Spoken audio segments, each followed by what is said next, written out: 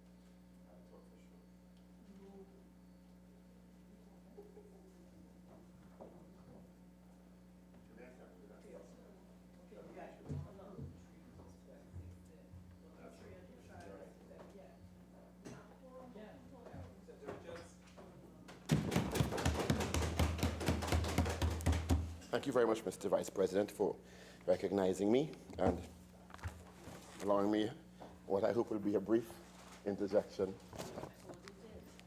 on Act 2, amend the Criminal Law Act, Chapter 1004, the Prisons Act, Chapter 1301, the Police Service Act, Chapter 1501, the Immigration Act, Chapter 1801, the Fire Services Act, Chapter 3550, and the Customs Act, Chapter 7801. Let me say from the onset that it will be figuratively criminal of me not to support this bill because of its intention. It's very clear that we are doing right by members of our protective and law enforcement services in Trinidad and Tobago to provide an extra layer of protection for them and their families in the execution of their duties. And as many speakers before me would have indicated, many of these areas have seen, in particular prisons and the police service, persons losing their lives because of the criminal element having a sense of impunity where they are concerned. To me, this bill is extremely commendable because it seeks to offer greater levels of protections and deterrence against criminals threatening and harming members of our services, including police, prisons, fire, immigrations, and customs, and to me it's about time. But as many have said before, and in the context of we as a parliament passing laws according to, in the words of the Honorable Minister of National Security, all we can do is pass laws, he said, but to me we must always pass laws in the context of what exists in society and not in a vacuum. So while we as a parliament have continued to pass laws to give more and more discretion, authority and power and resources to many of our armed services, to whom much is given, much is also required. There's a responsibility that comes with this added power they have. And I believe that, quite frankly, some of these fines could have been increased and heavier fines may have been proposed to errant officers inside these services who continue to do a disservice to their colleagues and to members of the public in many cases. In many cases, we see officers have information and insight to undermine their colleagues and put them and members of the public in grave danger, in some instances contributing to their murders and death. Among my main concerns is the mechanisms that facilitate the identification, prosecution, and conviction of errant officers in these categories, especially when we're offering these extended layers of protection, as we should, to them and their families, in terms of us passing and amending laws. Because in Trinidad and Tobago, as we know, we are very good, we're very efficient at passing laws and amending laws, but our record is abhorrent on effective and consistent application of these laws for many reasons, including in many cases, the mechanisms and structures inside and independent of these organizations that in most cases have not evolved to deal with the issues. So the errant officers have and continue to operate with impunity and boldness because they know that the likelihood of being caught is so marginal. So greater penalties do not necessarily translate into effective meeting of the objectives in terms of the protection of the officers and their families.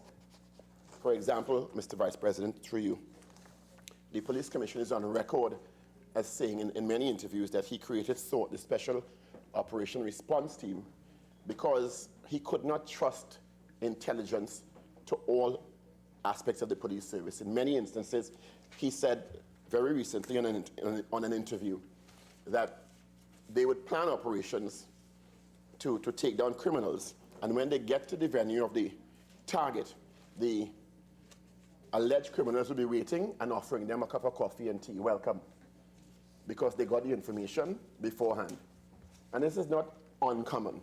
So I think dealing with putting the several different and more intense layers of deterrence in terms of the penalties and fines for persons who seek to harm protective services and their families, but also the mechanisms for weeding out corrupt officials is equally as important, and to me part of our responsibility if we are to pass law that is effective.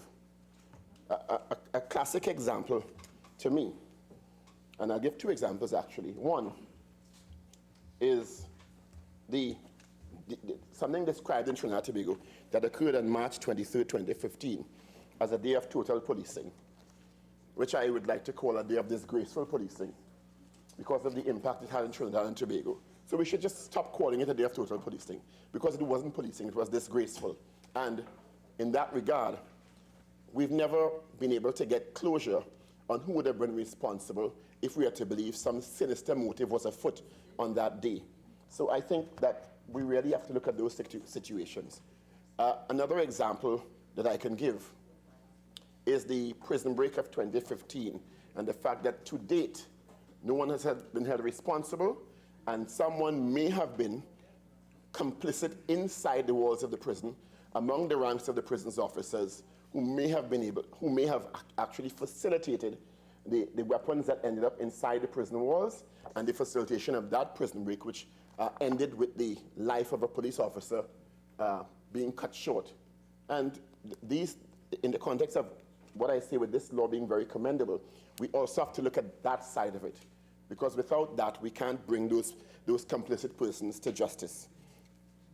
And I'll tell a little story about a friend of mine who gave me a story several years ago. He no longer lives in Trinidad and Tobago. That while I think the Attorney General and the Office of the Attorney General have been very careful in terms of the provisions in this bill to provide detailed specification as to many different opportunities for malfeasance on behalf of persons inside and outside the protective services to be identified in court. As individuals, this story will show that there are actually gangs of officers operating within the TT Police Service. Gangs of officers who act collectively and who, in many instances, threaten officers if they want to report what they see as corruption within the TT Police Service. And this story is a pretty short story with a young man going into the service when he was 23 years old, being taken out on training and taken on a run to Blanchie Shares by officers doing what he thought was a routine run. And when he got there, what he encountered was obvious criminal activity on behalf of his colleagues. So he said, I don't want no part of this. This isn't what I signed up for. And they told him in no uncertain terms that, let me tell you something. It have officers in front of you, and they have officers behind you. So if you don't shut your mouth about what you see, it's very easy for you to pick up something and fall down on the ground. And that's an example of a gang of officers operating collectively, and this young man was new in the service. When he got back to the station, he saw in his locker $20,000. So he put his hand into the locker and take it out. A couple of hours after, he saw a video of him taking the money out of his locker. So one of his colleagues filmed that as evidence that he may have been also complicit and told again to shut his mouth. He didn't last 3 years in his service because he just couldn't operate in that manner. He wasn't brought up in that. And that is not one officer operating individually. That is a gang of officers operating and breaking the law within the TT Police Service. So I'm not surprised that the new Commissioner of Police formulated SORT, the Special Operations Unit in the TT Police Service, because with all the goodwill he has and he's shown for the rank and file of the TT Police Service, he really can't trust information across the rank and file because it will just serve to undermine his efforts and put many of their colleagues in danger. And when we look at what's happened, and there's, of course, we all know about the Blue Code of Silence and the adverse effect that has on officers who may see wrongdoing, may suspect wrongdoing, know it's their lawful duty to report the wrongdoing, but because of the culture in the TT Police Service, and I'm using the TT Police Service, but it translates into prisons, customs, immigration, fire, etc. So the police service I'm using as a euphemism for all the protective services. And why is that? So I looked at a really interesting book by Dr. L. Scott Silveri called Why Good Cops Go Bad. And it proffered several sociological theories, which we really have to take note of if we have to understand how to deal with the issue of the culture of corruption that, if not dealt with, and it hasn't been dealt with in Trinidad and Tobago for a long while, grows and fosters within organizations like the TT Police Service. And part of it is called the Code, which is the abstract concept of the thin blue line, which solidifies participants' loyalties while excluding the served public from engagement and accountability. Two, and this one is a very, very interesting, not theory now, but something that's widely established. It's called detrimental homogenetic entitlement, which occurs when people of influence exercise force or intimidation to protect a false sense of deviant entitlement or privilege, which is what happens in those circles. And they call the groups that form special operations groups, SOGs, that foster and grow in the absence of some of the provisions in this bill that seek to deter that sort of activity. But it also has to work, according to the details in the book, with a really strong internal and external mechanism for identifying and prosecuting these errant officers in any of these establishments. And I think that is part of where we need to place our emphasis when we do the commendable things and in the AG's case, bring legislation like this that seeks to protect officers who are, to me, the primary issue is being undermined by corrupt police officers. And the other aspect is called fitting in. So as officers become more and more culturalized, they move further and further away from the central tenets of the organization, which is to protect and serve. And because they now operate like a gang and a group within the service, they are less likely to, one, report or to conform to expected modes of behavior. And if you look at the last 20, 30 years of the TT Police Service, that's exactly what's happened. It's precisely what has happened, and the laws, for example, the provision in this bill have not kept up with the criminality that's happening inside and outside of the service. So I think while every one of the provisions in this proposed legislation I support, I would support stiffer penalties, stronger fines, and I would also, I don't know if it's legislatively possible, but also put some stronger penalties and fines for officers who are found to be operating as a gang. Because in these provisions, they deal with individual responsibilities and the implications for individuals caught thwarting the law in any of these arms of the protective service. So I think if officers are found to be working in concert with each other to break the law and to threaten people and to induce criminality, they should be dealt with in no different ways than we deal with gangs outside the TT Police Service or prisons or any of these organizations. So I think that is something that the AG can take on in terms of a consideration. Because what really happens is that they develop more and more brazen understandings of what they can do and get away with, and you find that instead of becoming better, it becomes worse. I know my colleague, Senator Donna Ryan, also spoke about the importance of institutions like the Police Complaints Authority and us making sure that that is resourced effectively. I understand, which is some good news, that the director, who has been in abeyance since November 7th, is soon to be reappointed, which I think is good news finally, because my understanding is since November 7th, because there's no substantive director of the PCA, the organization is rendered impotent. So I understand that is soon to come to fruition, and he's to be reappointed, and I look forward to him continuing his good work. Shit to the AG. President's office called him today. So something that is being perfected, I believe, with immediacy. Thank you, E.G. As a media practitioner, I didn't want to give out my source, but that's also the information that I have heard.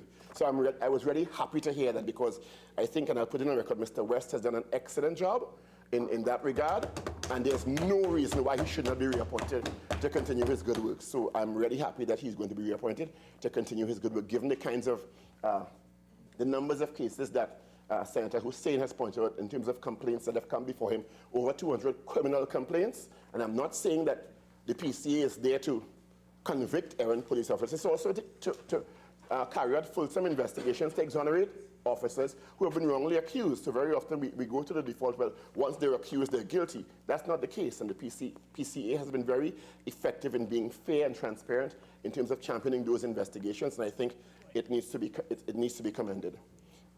One of the things also we need to look at, and it's in all the oversight material in literature that is widely available, is a concern we have, or I have, about a possible duplication or duality where the Police Complaints Authority and the Police Professional Standards Bureau are concerned.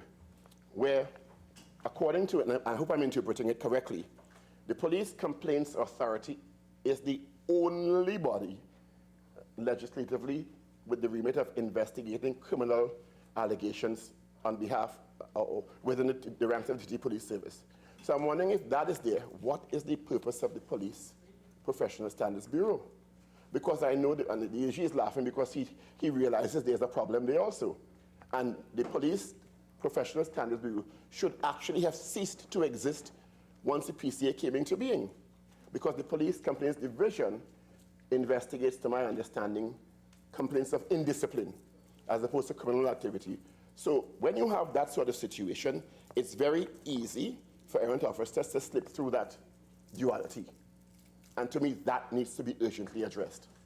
And also, the cries of the director and former director, who's now Justice Gillian Lucky, to give wider remit of particularly investigative powers, or more stronger investigative powers to the Police Complaints Authority. Because very often, the Police Complaints Authority has to wait on information from the TT Police Service. So it's very easy to cherry pick what information you send and don't send to the Police Complaints Authority in terms of investigations, and that can't be an ideal situation. If there is a police killing, which may be very lawful and within the realm of what the police faced and how they acted in terms of protocol, to me, the Police Complaints Authority should be on spot as soon as possible to oversee the collection of evidence, to ensure that they get all the possible evidence to either exonerate or recommend the prosecution of the officers who may have crossed the line. And that is not presently the case. I also want to go to in terms of understanding the link between process and achieving the objectives of the provisions in this bill, in terms of the prison service and their investigative processes, and why possibly we can't look at, and this is a suggestion, widening the ambit of the Police Complaints Authority to the Protective Services Complaints Authority. So it includes police, prisons, immigration, customs, et al. Because there's no need to have 3 or 4 agencies doing that one functionality. And they all need independent, credible, investigative processes. So to me, that's a possibility, a suggestion, to widen it to that and call it the Protective Services Complaints Authority, because the PCA has proven beyond a shadow of a doubt that it's able to fulfill its mandate, and it can do a lot more in terms of bringing errant officers to justice. So just a suggestion. AG, I also want to question or just ask if, in terms of the remit of the provisions in the bill, because I saw a definition, as I think it's Senator Hussain said, specifying audio recordings. And I looked at the part that you directed us to, and I didn't see any reference to video recordings. So is it understood that photograph means video? Because it specifies photograph. And I didn't see a specification of video recordings.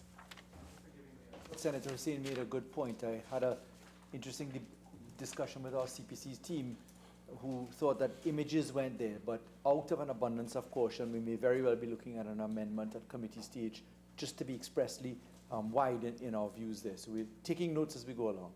Thank you very much appreciated. And also, and this may sound like my conspiracy theorist mind going on, but I've heard information that is not covered here. That's happened in other jurisdictions where inmates who want to communicate with their criminal colleagues outside have developed certain codes. Someone visits me 3 times continuously, the deal is on. 3 different people visit me, the deal is off, continuously. And other jurisdictions are looking at all sorts of manner of coded communication between inside and outside to facilitate continued criminal activity. I know it's kind of mind-boggling, but we have to understand how revolutionary and evolutionary the criminal element is in other jurisdictions. And we learn very quickly in Trinidad and Tobago. And we seem to be able to import those modalities very, very easily in Trinidad and Tobago. So out of abundance of caution, I think it may be something we have to look at down the road, especially the way technology is evolving and the access to technology is evolving inside and outside the prison walls. I just also want to add that when we say prison services in Trinidad and Tobago and castigate the mechanisms, I've had the privilege of recently being allowed access to several inmates inside maximum security because of a project I'm working on, a sociology research project and also a video project, which is aimed at really a deterrent factor for young people who may be thinking of or involved in crime by using testimonials of convicted inmates. And I will tell you, maximum security is a well-run organization. And not only that, the technology for jamming is operational there.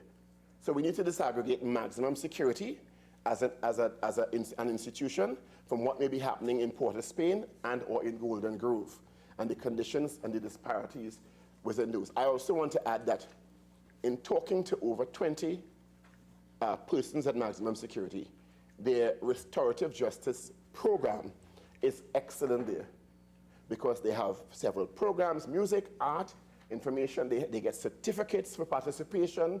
They show a sense of contrition that is obviously akin to some sort of effective rehabilitation program. The problem is, and this is in the words of the president of the Prison Officers Association, Mr. Saren Richards, when he recently came before Joint Select Committee and it was broadcast, Mr. Vice President, so I know I'm not breaching his standing orders, that there is no mandate to offer restorative justice or rehabilitation protocols to remandees. And remandees, as we well know, can spend up to 15 or 17 years on remand. So if there is no mandate to, at some level, offer some sort of rehabilitation service to somebody who is spending upwards of 10 years under those conditions, they are being socialized in the way that we don't want them to.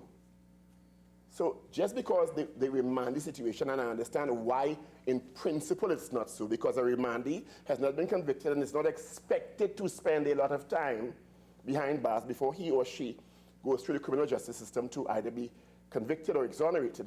Our scenario is that remandees are spending up to 17 years. So in principle, we have to operate in the context of what is our reality. So if someone is spending 10 years on remand, that person should be exposed to a significant level of restorative justice protocols, because if you don't, and in the conditions that we know remand is, they're going to come out, as we've seen it, harder and harder criminals, as is evidenced by our 51 to 55% recidivism rates. So I would like to suggest that that policy, and I know it's a policy born out of sound principle, but it's not grounded in terms of our reality of what exists in Trinidad and Tobago. So I said I'm going to be short. My suggestions in terms of the other aspects of this is that, and the AG has already covered the main one, is the issue of the video recording. And I know there's a clause about streaming, but with the advent of AI and artificial intelligence, there are now some programs that allow bits of recorded material to be streamed in parts with delayed transmission that is re-aggregated at a later time. So we have to just keep in mind technology is evolving, and people inside prison walls will never be using conventional methods to get their information outside. So whatever we're doing, we need to, and it's been done several times in this bill, but we need to also keep in mind that we need to be thinking ahead of where the criminal mind may be heading, so we're not always playing catch up where these situations are concerned, because their objective, if they know they're in there a while, is to get their message out, to continue their criminal activity. That is their mandate. Their mandate is not to conform to law enforcement or rules of society. Their mandate is to break the system. So with those few words, Mr. Vice President, I totally support the provisions as presented here. I commend the AG and the government for bringing this in terms of the protection of our protective services, and I thank you very much. Minister of Communications. Thank you. Thank you very much, Mr. Vice President, for the opportunity to contribute briefly to this debate on the Miscellaneous Provisions Law Enforcement Bill 2019. I wish to take the opportunity to thank the Minister of National Security and the Attorney General for their contributions to this bill. Because, Mr. Vice President, this is a groundbreaking piece of legislation, indicative as it is of a caring government responding to the modern realities confronting our society. Mr. Vice President, there are few in our country today who would deny that the members of our protective services have a tough job. Indeed, there are few, if any of us gathered in this chamber today, who would willingly exchange their current positions to experience a day in the life of a member of the protective services. Simply put, Mr. Vice President, it is unfortunate, also true, that working as a member of the protective services isn't for everyone. And though our agencies work hard and against tremendous odds to adhere to the highest ethics in law enforcement, some bad apples slip through the back and get into the service. When our law enforcement officers report for duty, Mr. Vice President, they have no idea how their day will unfold. Spouses of our law enforcement officers will tell you, Mr. Vice President, of the dread and the terror they experience when the telephone rings late in the evening or in the night, and when their spouses are on duty, for they can never be certain of the news and what they will hear at the other end of the telephone. When our officers respond to a domestic violence call, they don't know whether an abuser with a gun or a small child will meet them at the door. And whenever they are called upon to intervene in a dispute in the community, they don't know if the individuals they encounter will be friends or foes. As they patrol the nation's streets, maritime borders, prison corridors, our air and seaports of entry each and every day, thousands of brave men and women put on their uniform and answer the call to protect and to serve. Mr. Vice President, as a former member of the other house and as a citizen of Trinidad and Tobago, I have encountered hundreds of courageous, caring, and compassionate members of the protective services who are fully cognizant of the fact that their roles are to confront danger on a daily basis. They are fully cognizant of the risks they expose themselves and their families to every day, and yet they do so bravely and courageously. The loss of a single member of the protective service is a tragedy, and the loss of as many as have been recounted here today demands a national solution. The time has come, Mr. Vice President, for us as a parliament to heed the calls from the various associations representing the Trinidad and Tobago Police Service, the Trinidad and Tobago Fire Service, the Trinidad and Tobago Defense Force, and as well as our immigration and customs officers, to provide legislative clothing that would help protect our law enforcement officers from the threats which they encounter on a daily basis.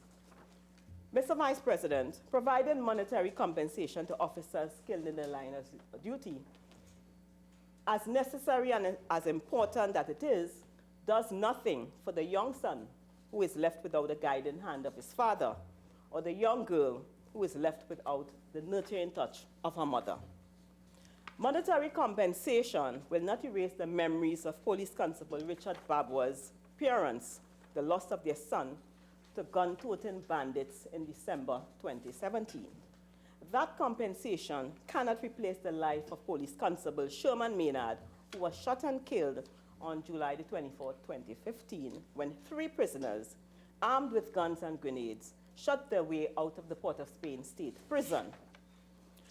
That compensation cannot replace the life of prison officer Richard Sandy, who was killed in a bar in Gasparillo on October the 8th, 2017.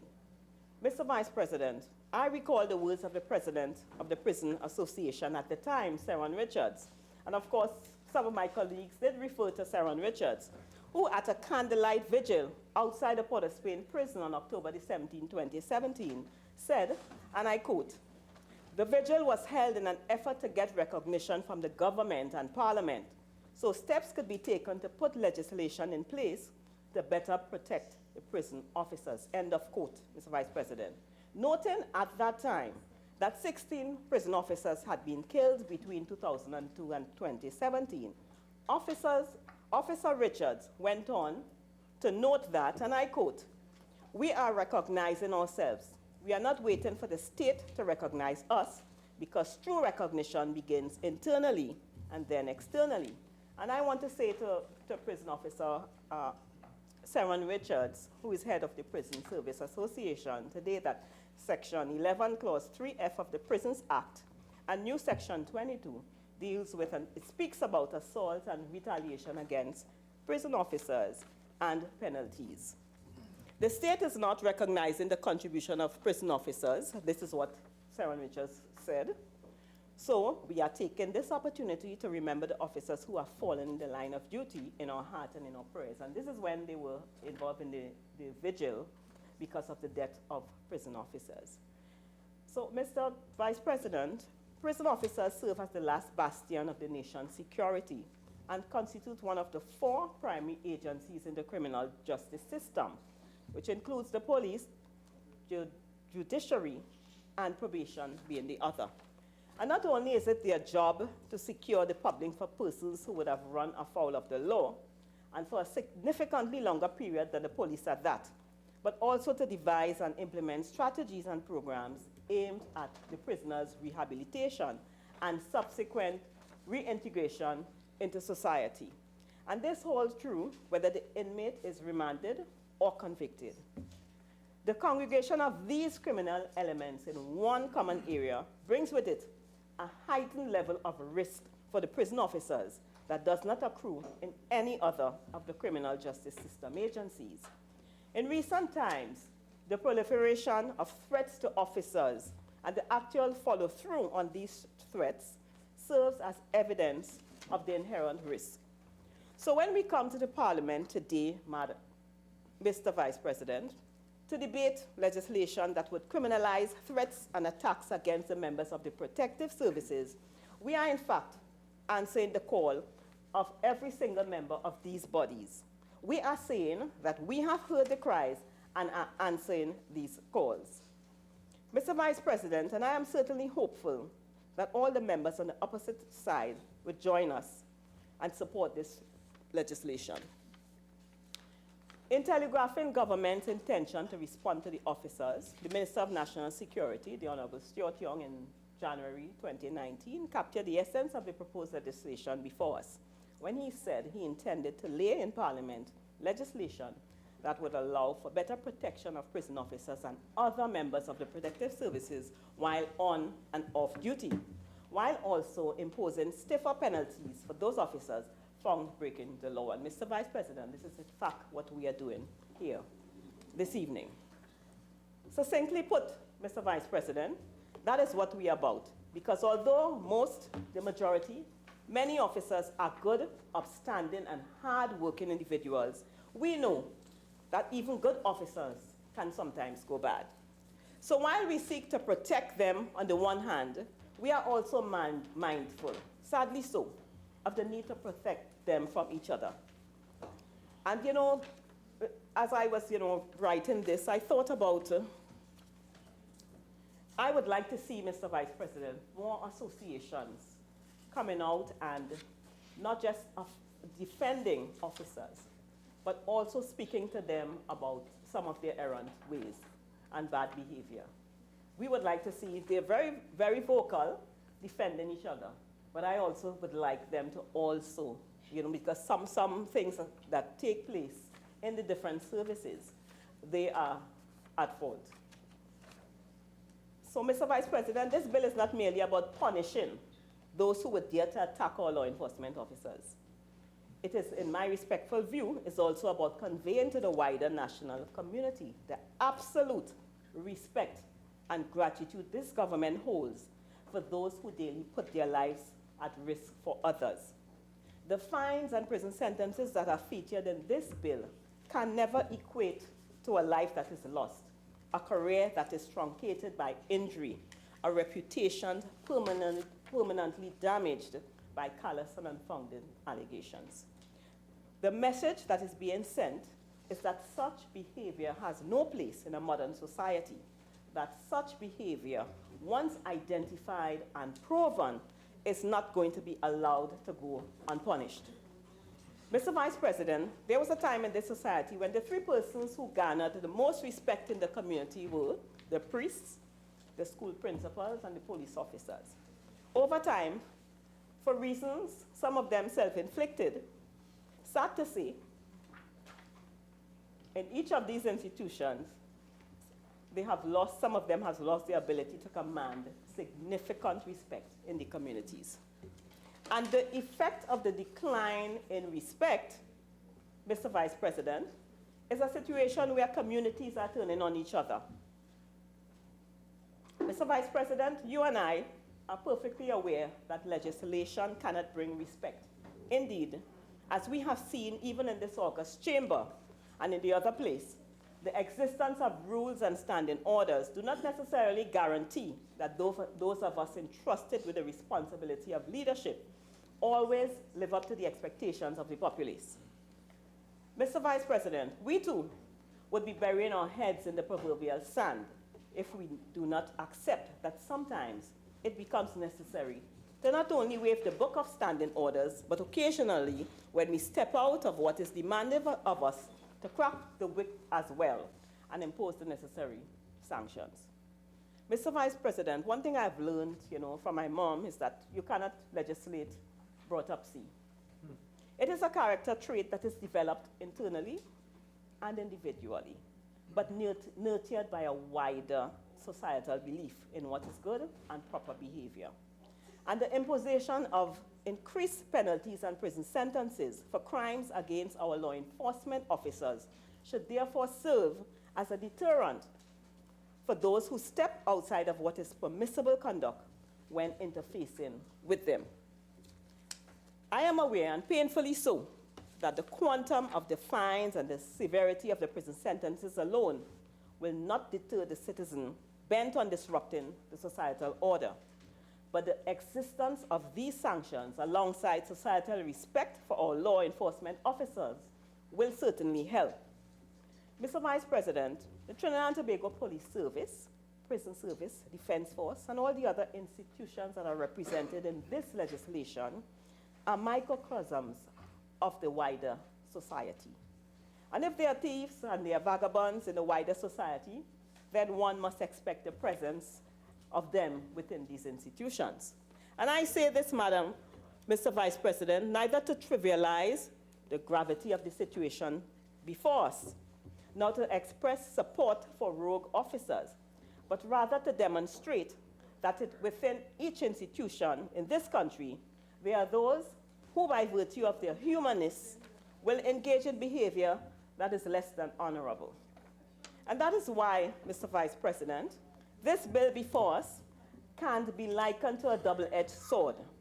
For while it protects our law enforcement officers from outside attacks, it is also designed to protect officers from the unscrupulous behavior of their colleagues and the society at large, who they took an oath to serve with integrity.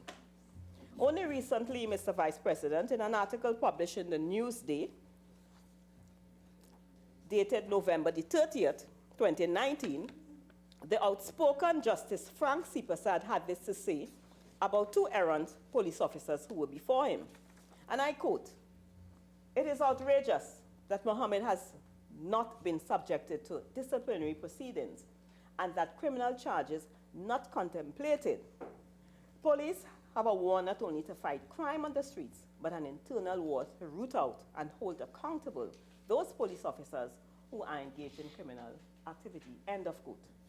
And speaking on December the 2018, the same Justice C. Prasad opined as follows, and I quote, "The abuse of lawful authority by police officers, as that which occurred on the factual matrix before this court, contributed in part to the deterioration in the public's trust and confidence in the service over the last few years," end of quote. So there can be no denial, Mr. Vice President, that actions of some officers jeopardize the health and well-being of their colleagues. Arms and ammunition, cell phones and cigarettes do not get into the prisons by themselves. Televisions and alcohol do not find their way into the prison system without the active collusion of some errant officers. And I know that some of my colleagues spoke about the errant ways of some officers. Community blocks that are known, and Minister Stuart Young spoke about tipping off. Community blocks that are known by all and sundry to be locations for drug sales do not end up sanitized and drug-free during police raid, unless the traffickers are tipped off by those either coming to execute the raid or those with prior knowledge of the raid. And Mr. Vice President, this bill deals with tipping off also.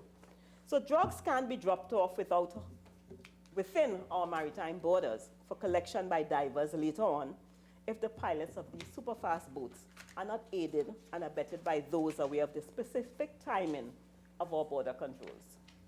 All these, Mr. Vice President, are reasons enough for the inclusion in this bill of severe penalties, too, for law enforcement officers found in breach of the law.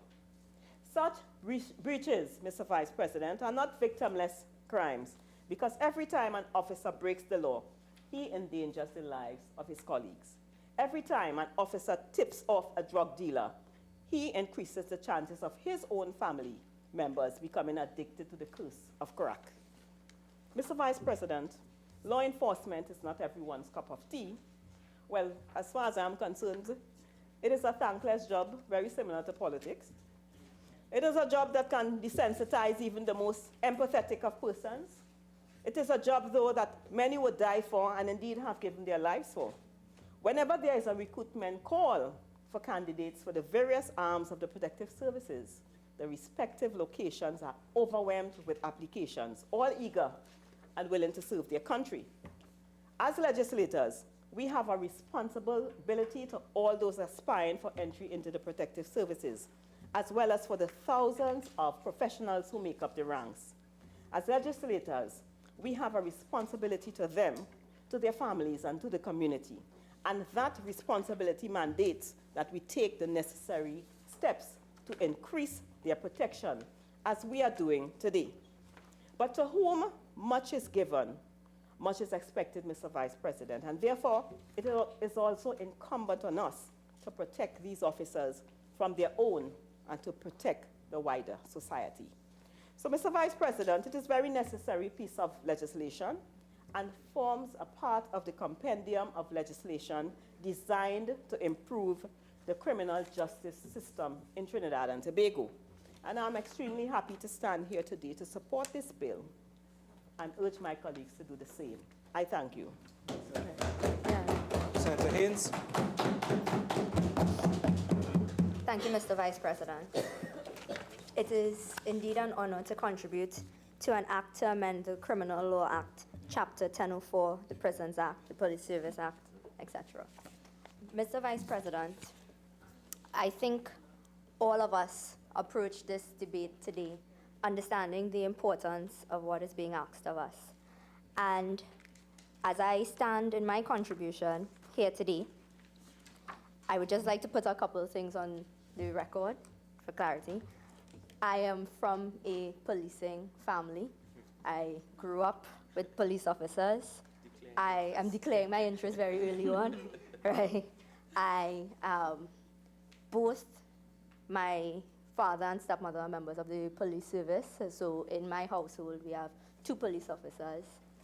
My godfather, I'm telling you, uncles, cousins are members of the TTPS. And so that when I stand here today, and like I said, I declared my interest, but I have always been keenly aware of what members of the TTPS have faced. My dad joined the service at 18, before I was born, and has worked in various arms at the highest level of dangers within Trinidad and Tobago. And it is a case where the better police officer you are, this question of retaliation and threats becomes key, very important. The better you are at your job, the more dangerous your job becomes.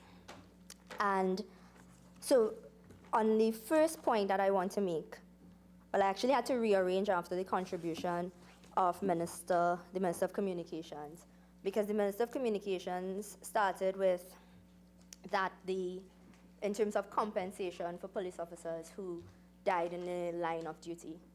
And I cannot agree with you more that compensation will not replace the lives of any police officer that is lost in the line of duty. I think I would have been in Form 5 or Form 6 when a very close family friend, when you grew up in the police service, family friends are police officers too. A member of the TTPS was killed in the line of duty around 2011. One of my dad's cousins, my mom's cousin actually, was killed in the line of duty as well. That would have been around 2011, 2012. And, this idea of compensation replacing, that's not the conversation. When you have persons putting their lives on the line, as the job has gotten progressively more and more dangerous, the question of compensation comes to the forefront.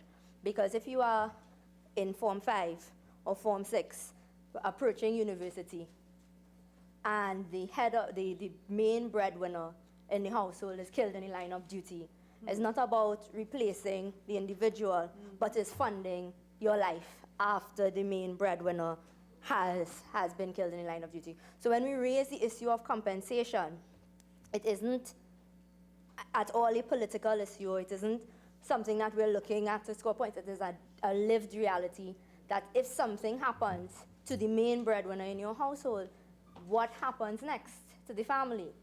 And I saw it firsthand, where all of us who are around the same age, myself, the child of the police officer who was tragically murdered, and we knew what we were going to do for me to go to university, but he had no other option but to figure out how to start to work after Form 6, because university was no longer an option, because there was no main breadwinner in that family. And there were younger children, but I just remember that because we had that conversation as to what happens next, and to be deciding at 18 how you're going to earn a living because your dad died in the line of duty. It's a very painful space to live in. So when we bring up this status of the compensation for police officers, and it is my respectful view, Mr. Vice President, that compensation ought to be at least thought of here, because I have seen what happens to the lives of families if they lose a member in the line of duty. You are already dealing with the tragedy of the circumstances of the loss, and then you have all of these questions after on how do you survive. And so I raised that point, not to take away from what the minister said about compensation, because I agree, but to say there's another element that is part of it. going to the legislation itself, I looked at, this is section 69(1), which deals with persons who assault, threatens, obstructs, etc. But looking at part 2, a person shall not intentionally take any retaliatory action against a police officer, relatives, friends, and associates, and property of the police officer. And I was having a discussion with my colleagues because as I looked at it, I thought about a scenario. A lot of us, again, who I know firsthand as well, once your parents are in the police service, the threat usually comes the way of the children, the easier targets, and we've always had that kind of thing. So I am very appreciative of this section, but I had a question, which is, if you have a police officer making a murder charge, and we know the process, the justice system, and how long some of these things take. So you have a person who is on remand, right, and then for a number of years. So the police officer would have made the arrest, and you'd be going to court, and then you would have subsequently retired or left the police service. And this person then comes out of prison or comes off of remand, the case collapses, whatever happens. But this person still wants to retaliate. You would have been in the line of duty when you made the arrest. You are no longer an active police officer. And therefore, are you not covered under this provision now? Because as it stands, it talks about police officers in the execution of his duties, but your duty could have been executed many years ago, and the retaliation comes years after. So when I looked at the legislation, and I don't know if it can be amended to include persons who, after they may have served, and that we can find a way to consider including persons who, after they may have served and still had cases pending, etc. And because the prospect of retaliation extends, way beyond. And I know this again from first-hand experience, because a threat came my way where they would tell my dad in this instance, well, don't do X because we know your daughter who is going to the school. So they know which school you're going to. They know everything about the families of police officers. You get arrested and they say, when I come out, we're coming out. And I had finished school and I was back in Trinidad and I was working. And walking past a prison truck, so they would still be going to and from the case, and somebody shouted from the truck, I know you, Haynes, when we come out, we come in for all you. That kind of thing, and these kinds of things happen. So as the cases go on, whether or not you are still in active duty, your family still is a target because they are, Trinidad is a small society. Everybody knows everybody. They know where you live. They know who you are, that kind of thing. So I would like for this legislation to consider looking at extending beyond the life of the police service, your time in the police service. And I also want to make a brief intervention in terms of what the day-to-day life of police officers are in Trinidad and Tobago. And the Minister of Communications is right. Every time you have a call for persons to enter the service, there are a number of persons who are very interested. Very interested. It is still a very viable career position in Trinidad and Tobago. And I have stood here in a number of crime legislation, pieces of legislation that would have come towards us to say, let us find ways to make the entry into the police service something that, well, I know a lot of the interest is because it's a stable job in a time where not many people have stable jobs. So, but we can make it a career path that is bar none.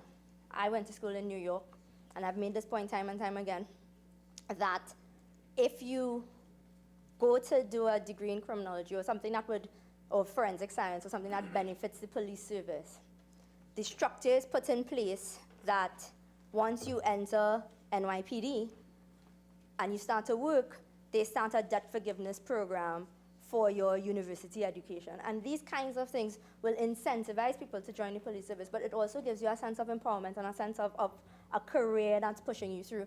And so while we do these pieces of legislation, we can also think of ways that improve the lives of the persons who decide to serve, who join in to serve.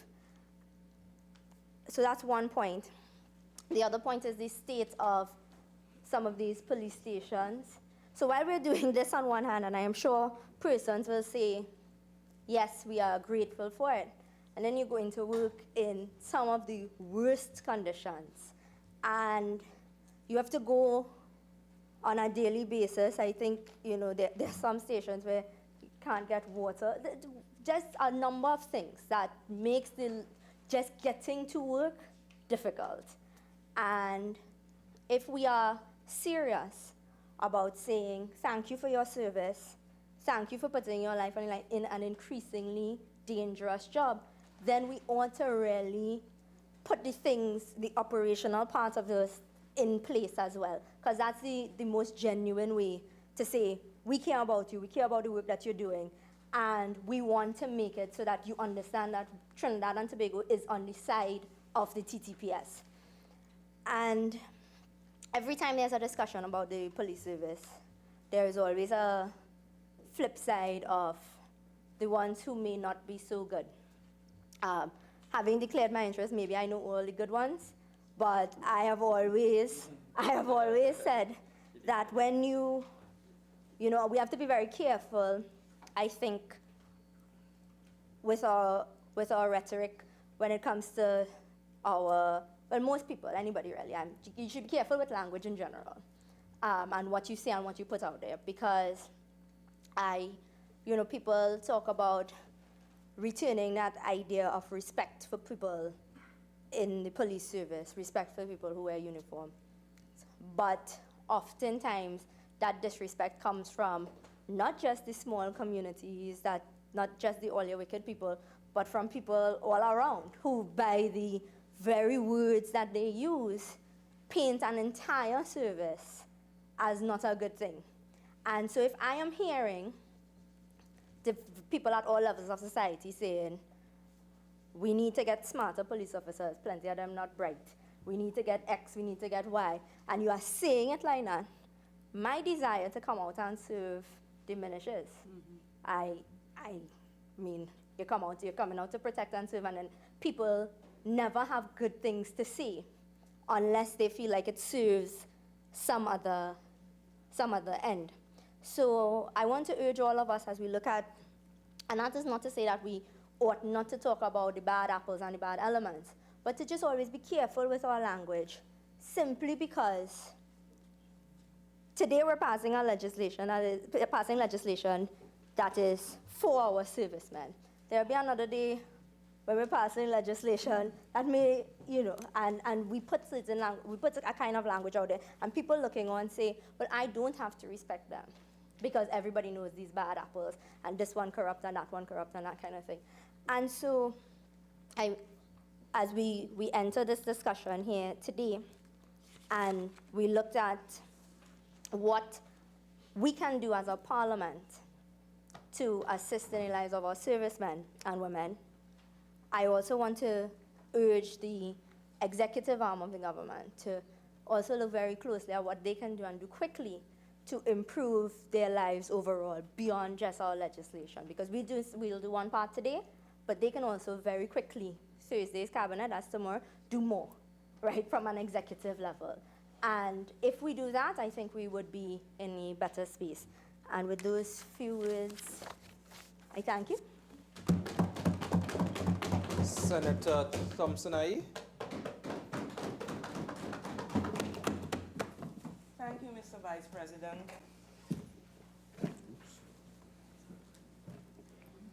Robert Kennedy, we usually talk about John F., but Robert Kennedy wrote a book, The Pursuit of Justice, in 1964.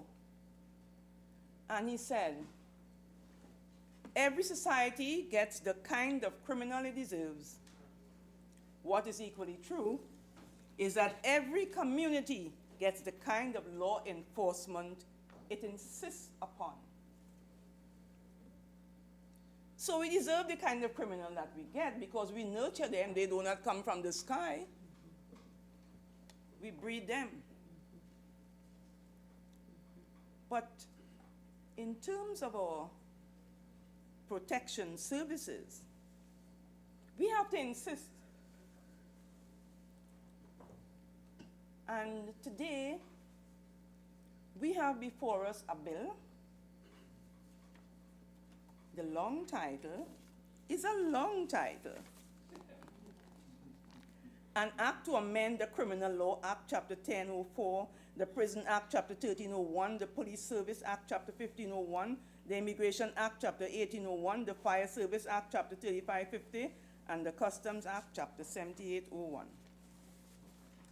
In my presentation today, I want to focus on one type of law enforcement officer, the police officer. What kind of police officer are we going to insist on? You heard the Honorable Minister speak about the genesis of the bill and the fact that the prison officers came and they said, you know, we under siege here, you know, these are my words. They're killing us off and we need protection. We need you to look after us. In fact, we're looking after you, so it's time you look after us.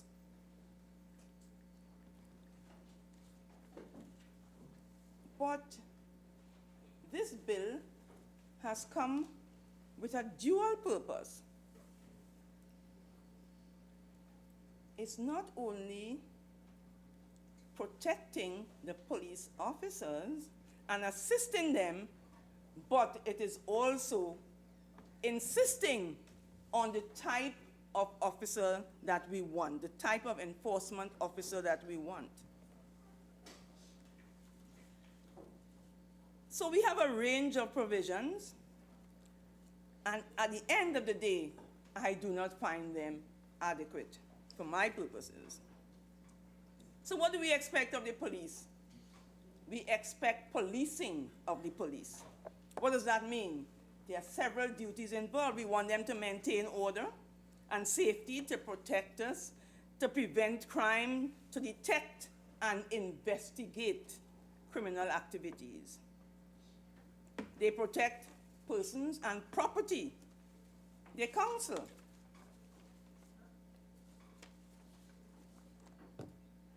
And we expect them to be everywhere and at all times when we call on them. We expect them to respect us, and they expect that we would also respect them. So we expect them to be respectable. The police need our cooperation. It is no way we can think of solving crime without the cooperation of the citizen. Crime is a big problem. Every political party makes that a flag. They make promises. Everyone has a solution to crime before they get into power. There is a high standard that we expect, a high standard of conduct. We have increased penalties in the bill for police misconduct. And when we talk about police misconduct, we are well aware of what happens. And I want to look at an article written by Rachel Harmon of University of Virginia School of Law, Legal Remedies for Police Misconduct. And she writes, in the name of public order and crime control, police sometimes cause individuals and communities substantial harm. They break down front doors and enter homes, they take personal property, they injure and they kill. The law permits these harms under limited circumstances, and individuals are required to bear them. When police interfere with liberty in ways that go beyond the bounds of the law, they not only harm people without legal justification, but they also threaten the trust between the government and its citizens that is fundamental to a democratic society. So we must have that trust between the citizens and the police officers. In a case that was decided this year by the Privy Council, a Jamaican case, judgment was given by Lady Hale on the 25th of March 2019, and it involved a question of whether we should look at the conduct of the police, look at reports given against the police before we promote the police officer. So this case was brought by Jamaicans for Justice. I don't know if we have a similar organization here. And the Police Service Commission, where the question was whether the superintendent should have been promoted to senior superintendent, even though there were charges involving extrajudicial killings. And Lady Hale said that the board is also disposed to accept that the right to equality before the law, like the right to the equal protection of the law, affords every person protection against irrationality, unreasonableness, fundamental unfairness, or the arbitrary exercise of power. These are, in any event, fundamental common law principles governing the exercise of public functions. So we have protections under the constitutions, and we expect that they will not be violated. So the bill now is looking at increased penalties for police misconduct. Offenses committed against the police. So we expect the police to protect us, and we expect also that the police will be protected from bad behavior against them. And not only against them, but against their relatives. Offenses such as assaulting, threatening, obstructing, and resisting an officer in the performance of his functions. Failure to assist police officers in the performance of their duties, well, that is not addressed to any extent. Inciting other persons to do things against the police, taking retaliatory actions against a police officer, his relatives, his friends, and I'm not sure to what extent friends are protected. Who are the police friends? How far are we going to extend that? The associates, we look at property of a police officer, on account of the officer in the execution of his duties. All of these things, it speaks of tipping off or disclosing to others proposed or ongoing police investigations. There are heavy penalties for a police officer selling, transferring, lending, providing, or making available property assigned to him, accepting bribes, gratuities, perquisites, or reward, whether pecuniary or otherwise, for the neglect or non-performance of his duty. Now, we have no doubt that the police are under increased pressure to perform. And when you're under increased pressure, sometimes we do not always do what is correct because of all of the emotions. But we insist on the police doing the right thing. We insist on effective enforcement. We are giving the police wide powers, and we expect that those powers will be used wisely. But when you hear the reports coming out from the judgments from the judiciary that have been alluded to by two different senators, opposition and also independent, we realize that we do have a problem. And governments have been paying out a lot of money for false imprisonment, police brutality, police corruption, extrajudicial killings, and these things are not specifically addressed, some of them in the bill, but these are things that we need to look at, because at the end of the day, we need to ensure that we have a police service that we are proud of, and a police service that is working well for us.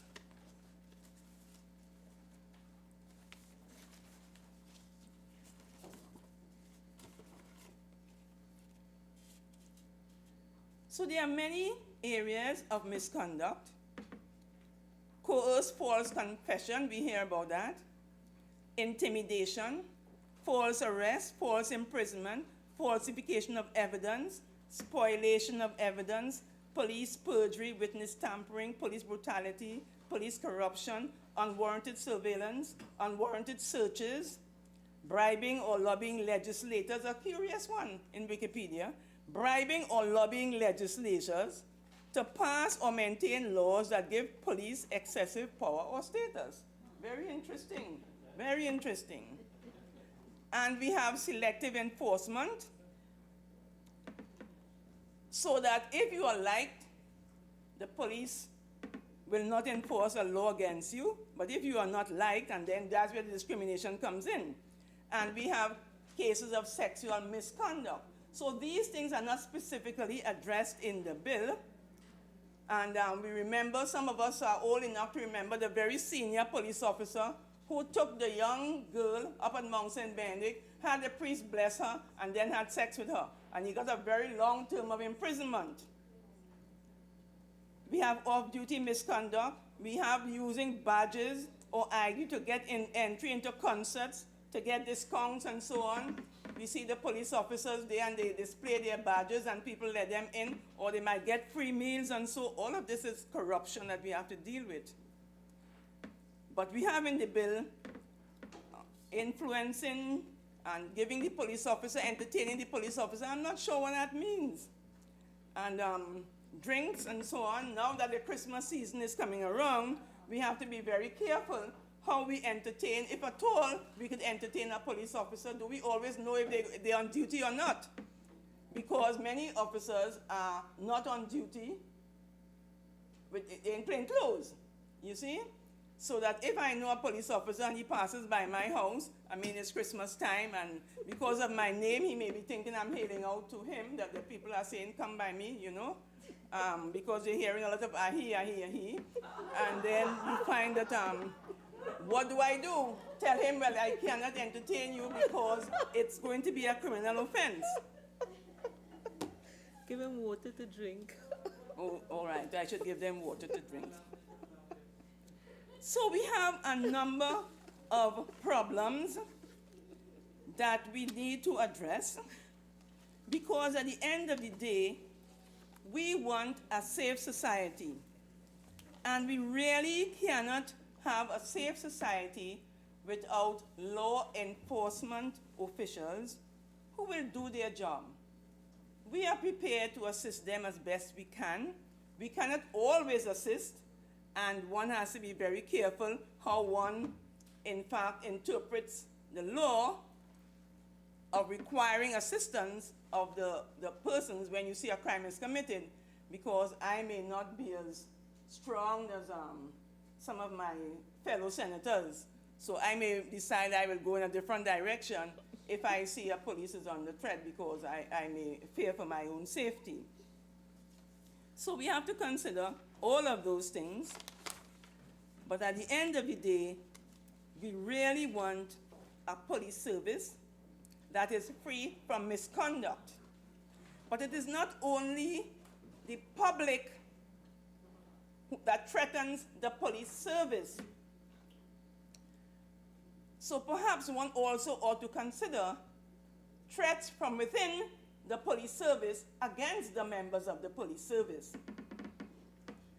So you may have a senior police officer who may impede a junior police officer in the exercise of his function. How do you treat with that? You may have one police agency that is impeding the investigation of a case by another police agency by not giving the required evidence that has been gathered. Maybe it's the anti-kidnapping squad not passing information to the homicide bureau. All of these things are happening. They are not figments of my imagination.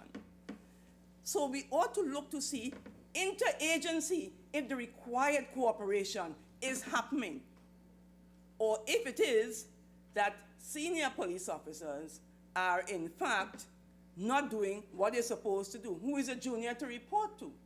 Who is a junior to report to?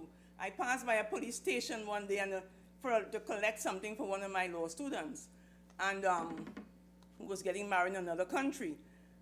And a police officer came and he was looking very sad, and he confided in me that he had been transferred and he wasn't happy about it. He said, I have a junior officer, and this junior officer is not doing what he's supposed to be doing. And I have been complaining about him. I have now been transferred. Do you know why, miss? So, I'm polite sometimes, so I listen to him. He said, because he is related to a senior officer. You have so many officers who bring their children and nephews and cousins into the service, and one also has to be very careful about how they interact, the whole nepotism thing, and in fact slow down the whole process or impede the process of the police officers doing their duty. So it is not only without, but within the service, you find that officers are experiencing problems among themselves. So it's not only the public who have them under threat, not only the criminals who have them under threat, but sometimes in their very homes where they work, their very workplaces, they are having problems that need to be addressed. And I don't know if the legislation deals with that, and if it is, those things are being properly investigated. But police sometimes confide that they have a variety of problems to deal with, and we always have to help them. I can tell you a lot of them are suffering, Sometimes when I was in the law school, sometimes I'm in Tanapuna Court, they will call me and tell me all the problems, and I'm telling them, I'm not Dr. Bonter. Dr. Bonter gone a long time. All right? So they need, because they don't want to be identified as going to have a problem, to go to the person who is supposed to be assistance program. They want to go privately because they don't want people to know their business. So we have to see what we can do to help them. They are under stress, and many of them work very hard. But I don't think we can gainsay the fact that things aren't as they used to be.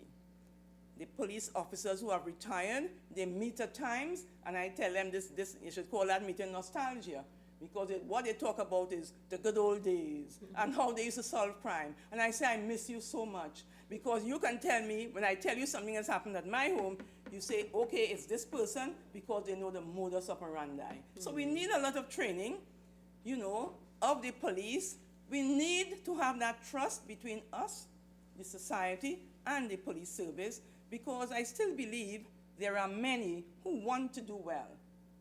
But sometimes the bad apples are so powerful that they can, cause the other parts of the society, of the police service, to become rotten.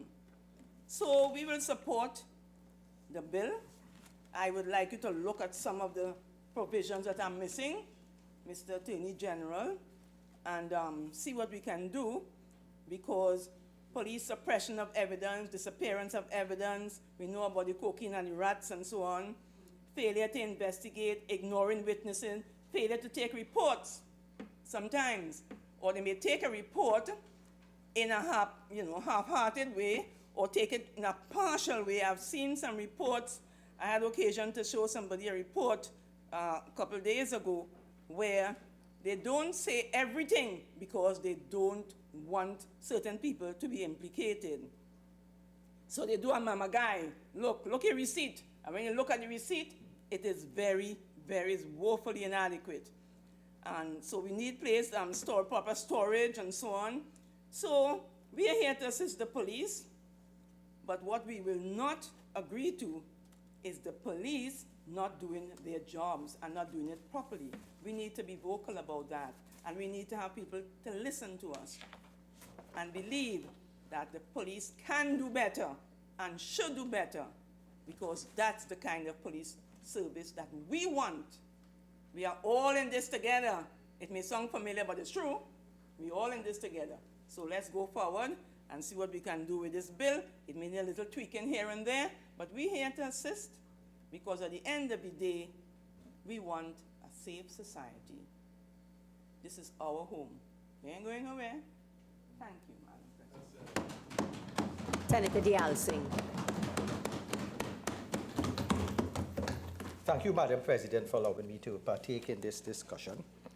A lot of what I was going to say was already said, and Senator Ahye actually went into the elements of corruption that exist in the police service, and even Member Donna Cox mentioned the fact that we need a new ethic, a new persons that have the level that if they are in certain jobs that they will take that seriously, and the culture of having less corruption within these various elements. This bill seeks to actually look at two things: looking at protecting the security personnel in the prisons, in the police service, and the customs, immigration. It looks at protecting them, given that level of protection, as well as punishing those who are, going beyond the law, who are, accused of taking bribes, as well as looking at the individuals who may be trying to involve these officers to partake in these activities, which would all go against the whole fabric of the nation and trying to get a nation that is, crime-free, and a nation that we could look at and be proud of. So, Madam President, I must say, when I looked at this legislation, I realized that there was, an attempt to get things in order, because we have had cases where the prison system has left a lot to be desired. We had prison breaks, we had prison officers being shot, killed. We had mentioned on that side certain officers got shot. So we know it's a situation where we had to do something, where the government is forced to do something. But as I looked at this, when I looked at the bill essentials, I wondered if, if this is really the solution, because we had we had certain sections in the old bills which give, punishment, give conviction, both time, and, actually the fines of different fines for these offenses. But yet still, so even though this legislation actually mainly sought to increase the fines and increase the amount of years that you can spend in prison, I look at and see, did the old legislation really work? Because the old legislation was there, and there were already years in place and fines in place, but yet still I hardly heard of any persons being caught for these atrocities that occurred. So it seemed that even though we had legislation,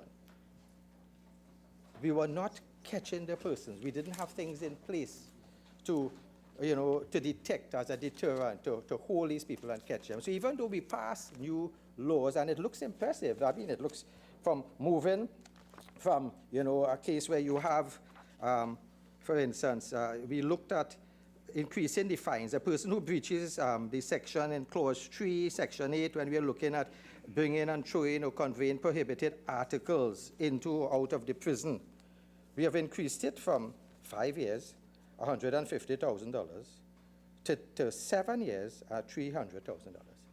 But persons, we already have this law existing, and I'm not hearing that we are catching persons bringing in articles. I'm not hearing that we are catching prison officers who are at least causing the havoc by allowing the scenario that occurs.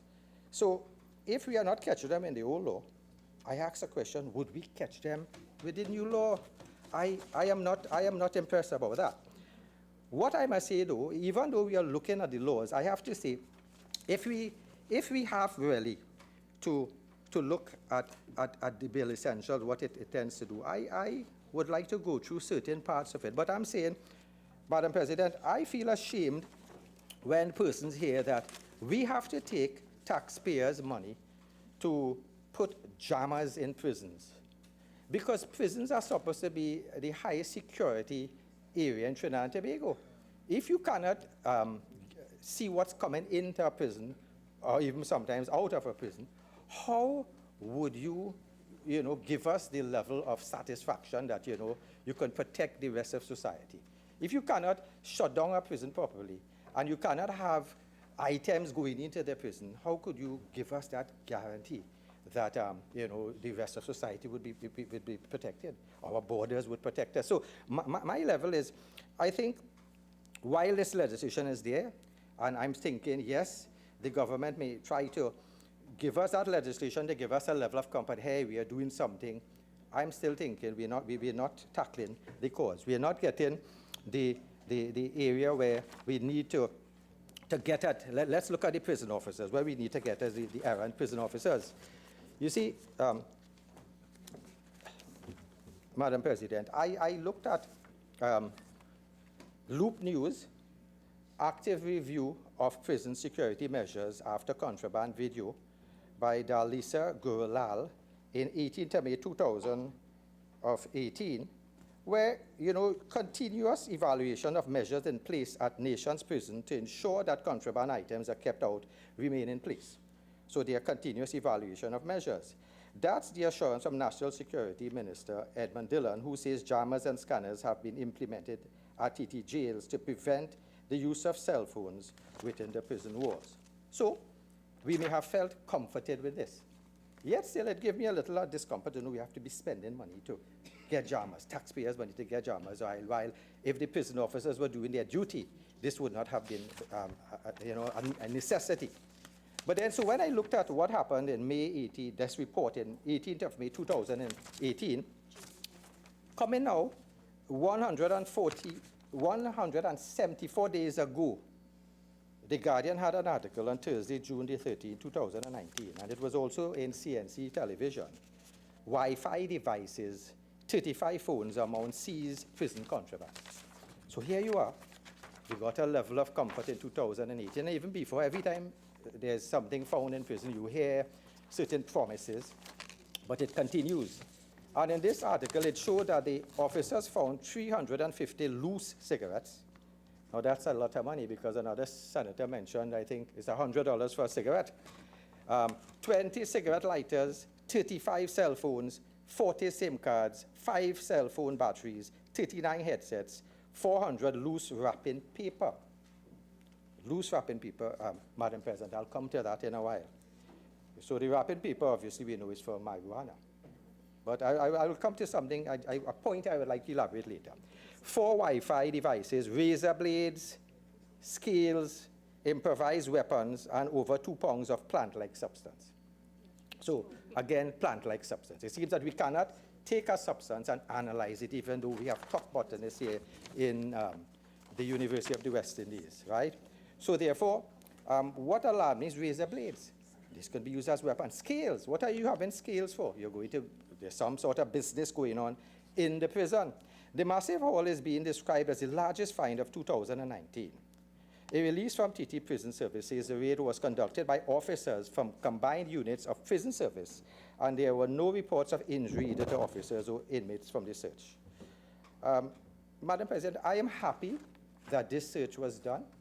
So it tells me that things are still being done, personnel are still going. So I congratulate probably the police commissioner who may have instituted this raid, and I'm saying a lot more of these raids may be needed.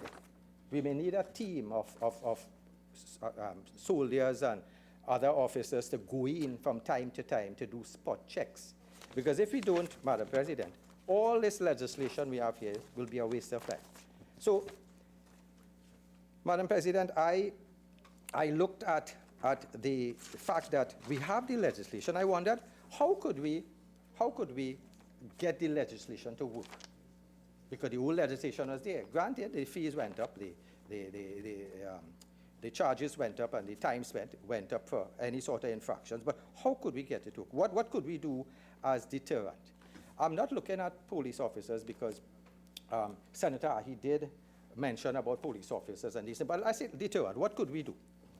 I am suggesting, Madam President, that what this bill might be missing is if a search is made and we do find that there are contraband articles there, the person in charge of that shift, it should be tied in where he will be denied promotion for 2 years. So I'm saying, Madam President, yes, the element of the bill wants to somehow protect the prison officers, want to put things in place, want to hold prisoners accountable, hold errant prison officers. But I'm saying we have to look at, if I am in charge of that shift and contraband is found, I am now not, part of my agreement will, no sort of promotion to me, so I will make an extra effort. Also, the police commission in the past had problems, trying to get lie detector tests to certain individuals. I am saying, yes, the lie detector test has its limitations, but I am thinking that even when we are looking to hire certain persons in the police service, the prison officers, or even spot checks to give them, certain lie detector tests, I'm thinking that should be somehow mandated. Somehow we should discuss this, even though I'm saying it's not 100% guarantee, but I'm thinking it's nice to have that level in. I'm also suggesting, Madam President, that the Attorney General consider somehow within this bill, we have anonymous calls to Ministry of National Security or the Police Commissioner to say, hey, something is going on there. There's some drugs, there's some contraband, there's something going on there that could now help us with the detection or somehow to detect what's happening before. So when I'm looking at it at that aspect, I also look at the prisoners now, Madam President. So let us say you are a prisoner and you're now going to increase my fine, you're now going to, if I'm involved in any activity. I am saying we should have to consider, again, certain spot checks on the prisoners for drugs. And this is why when I mentioned they found a plant-like substance, Madam President, a few years ago, as I was working as a registrar in St. Anne's Hospital, we had a prisoner coming to the institution. He was very psychotic, hearing things, seeing things. And I actually was one who said, well, the prison system itself is stressful. Probably he, succumbed to the stresses of the prison, the conditions, the fact that, he's not seeing his relatives and whatnot. And he was in prison for around 6 months. So when he came to us now, we diagnosed him as having a psychotic disorder. And we were thinking schizophrenia, right? But Madam President, something told me, let me do a drug test. And I did a drug test on him. Now, this is a guy in prison. He's not supposed to have access to any sort of drugs. And when I did the blood check, we were alarmed to notice, hey, he had marijuana in his system. So therefore, Madam President, something was amiss. Here you are. We were not even thinking. We were thinking high security prison. So that was a period in time when I actually woke up to the realities of what happens in the prison. Now, Madam President, if you are in the prison for 6 months, there is no way your urine test should come back positive for marijuana. Because if you are doing a urine test, Madam President, people with a single use, it takes 3 days before it comes out of your system. If you are taking moderate use, 4 to 5 times a week, 5 to 7 days.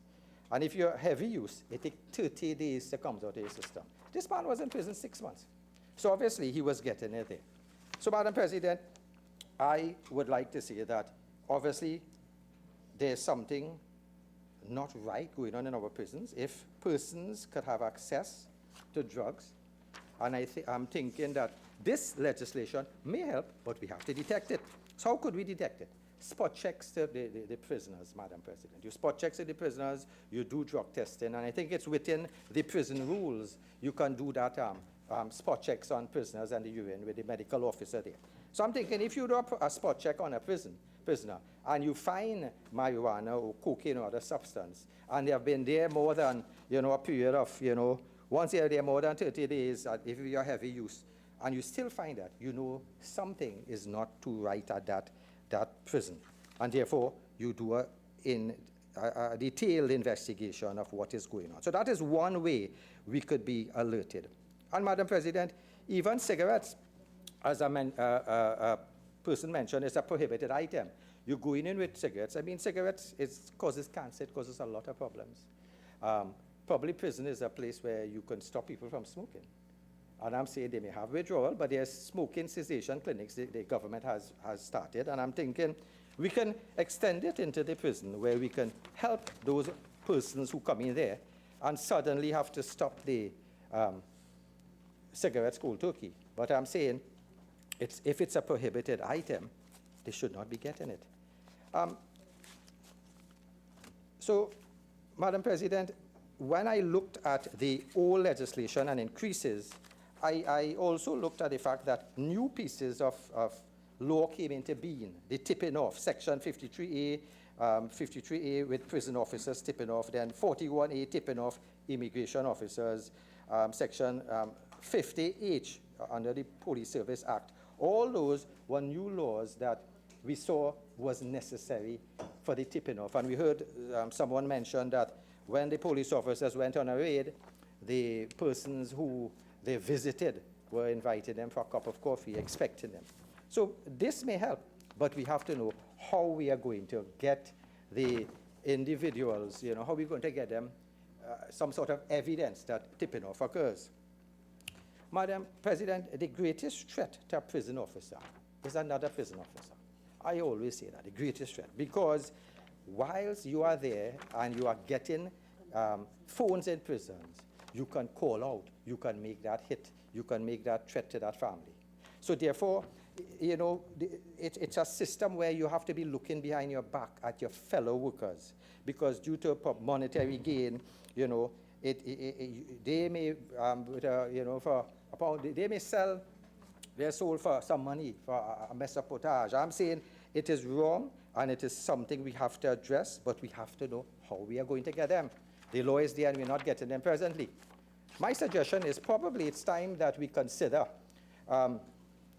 certain other means to get at these people. Senator Sobers mentioned that, personal liability should be a starting position for certain individuals who are, breaching the laws and getting away with it. But what I'm saying, we may also have to look at a starting position where the police officers, the prison officers, and immigration officers somehow be put under the Integrity Act, where we could look at their salaries. I know personally a police officer years ago, he had 3 laurels, he had a lot of girlfriends outside, and I always wondered how could he have maintained that lifestyle? Yeah? Yes. No, I'm not calling any names, but the idea is we have to look at the ways to get them. So declaring their assets and putting them under that scrutiny may help us catch these individuals also.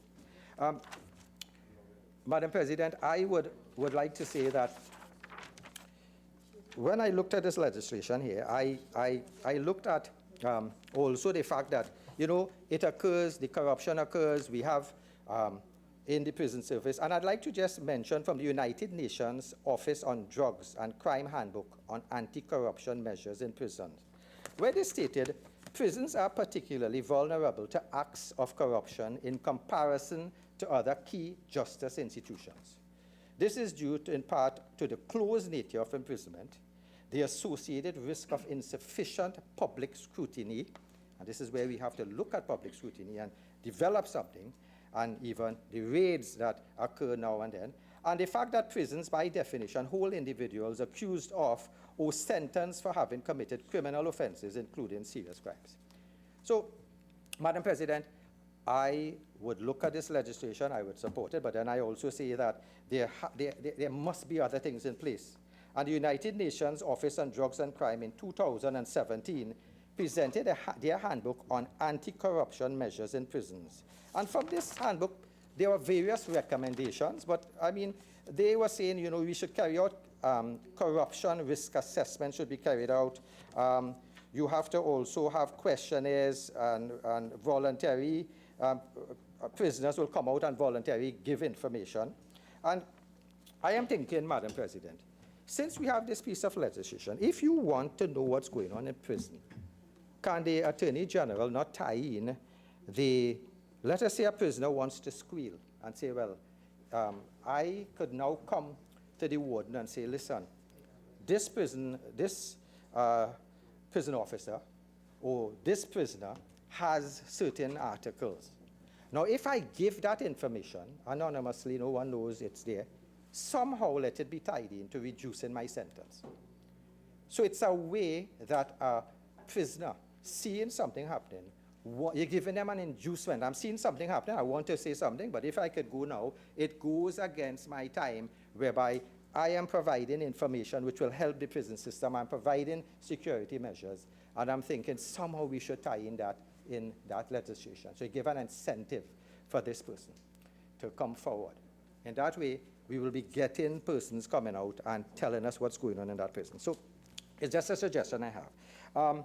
So again, with this report, Madam President, the United Nations report in 2017, they also said prison authorities should consider the establishment of a dedicated anti-corruption or similar unit within the prison administration headquarters, or the designation of corresponding focal points in individual prison facilities with the necessary mandates, power, and resources to carry out their tasks. So this is something that we will have to look on if we want to change this, Madam President. Because as I'm saying in the past, the existing laws didn't change it, and I don't think the new laws will change it. And there was also New York State Inspector General actually spoke to combat smuggling and trafficking.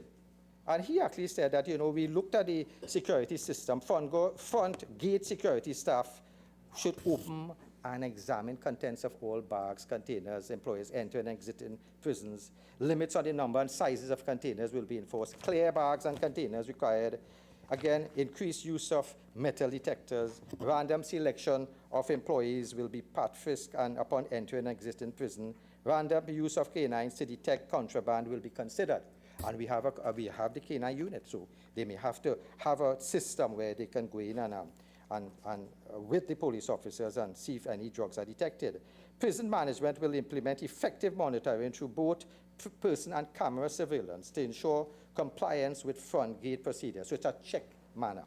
And during shift changes, a lieutenant or high-ranking security officer will monitor front gate searches. So there are already recommendations in place from the New York personnel who looked, and I'm seeing there are changes I'm hearing that are coming. The Minister of National Security mentioned, they are going to beef up security and certain aspects. So there are things there I'm hoping that we can see. But Madam President, even with all these legislation, I want to quote an article, Prison Officers Want Dillon Removed, by Jensen Lavin in Trinidad Guardian, January 27, 2017. At this article, Madam President, the prison officers basically asked for a functioning alarm system. And they said, would you believe that over the past year and more, we have this prison operating without an alarm system? Is there an issue, God forbid, if there's an incident occurring in that prison, the officers have no way of notifying or raising the alarm? Richard said, not this Richards, whoever this Richards was, right? So other officers told the TNT Guardian that in their training 2 decades ago, they were instructed that in the time of stress to always use the alarm. So 20 years, some officers are waiting for an alarm. And, and one said that added to that, there is no way of being innovative, as the prison now has cell phone jammers. So even if they decided to sneak in their own cell phones, they would not be able to raise an alarm outside. So you see, so there are fundamental issues that the prison officers had mentioned here. Thank God, I say within the last months, prison officers were afforded firearms. So this is something good. This is something I'm happy that they were afforded that additional protection, and this is something that the Minister of National Security and the Commissioner of Police should be congratulated, because they are giving them that little level of comfort when they're outside, that hopefully they can protect themselves and their families when they are, called upon to do so. Madam President, I would like to look at the bill itself, and I'm looking at, according to Section 6.2 of the Criminal Law Act, a person causes wasteful employment of the police by knowingly making to any person a false report tending to show that an offense has been committed, or to give rise to apprehension for the safety of any person or property, or tending to show that he has information material to any police inquiry. Madam President, a few years ago, I had a patient who suffers from paranoid delusions. This patient is always thinking people are spying on her, the neighbors against her, the neighbors looking at her bathing, the neighbors have some device in her house. So she would call the police from time to time. And really speaking, the police would have probably been fed up, but the majority of the police officers in the station would have known the individual. The minute she called, they would probably go and humor her. But one day there was a young officer, and he was very impatient, and he charged the lady for wasting police time. And this is where I'm looking at this piece of legislation. I'm thinking we may have to educate the younger police officers, or some of the police officers, that, you know, you may say that persons are wasting police time, but that police, even though we told him the lady had paranoid delusion, still insisted on going to court. And he was actually wasting the court's time. Thankfully, Magistrate Ford at the time, I think it was Nanette Ford, she just, while she heard the history, she just dismissed the case. So we have to be aware of certain things that occur outside. Madam President, I'd like to look at Clause 3 of the bill, where it said prohibited articles, you know, coming into the prison, like mobile telephones, electronic device, money, tools, all these articles that disturb the safety and the security of prison. And, you know, I mentioned before the drugs that is coming in, and I have concern about that. And I mentioned before that we have ways of testing the prisoners to know, by their urine, to know if this occurs. I would like to look at Clause 3, Madam President, where we looked at Section 8 of the Prison Act. And it replaces it with a new Section 8, which addresses instances where prison officers or other persons bring, throw, or convey prohibited articles into or out of a prison. And I am happy to see the convey to her, because, Madam President, a prison officer told me someone used a drone to drop something in one of our prisons.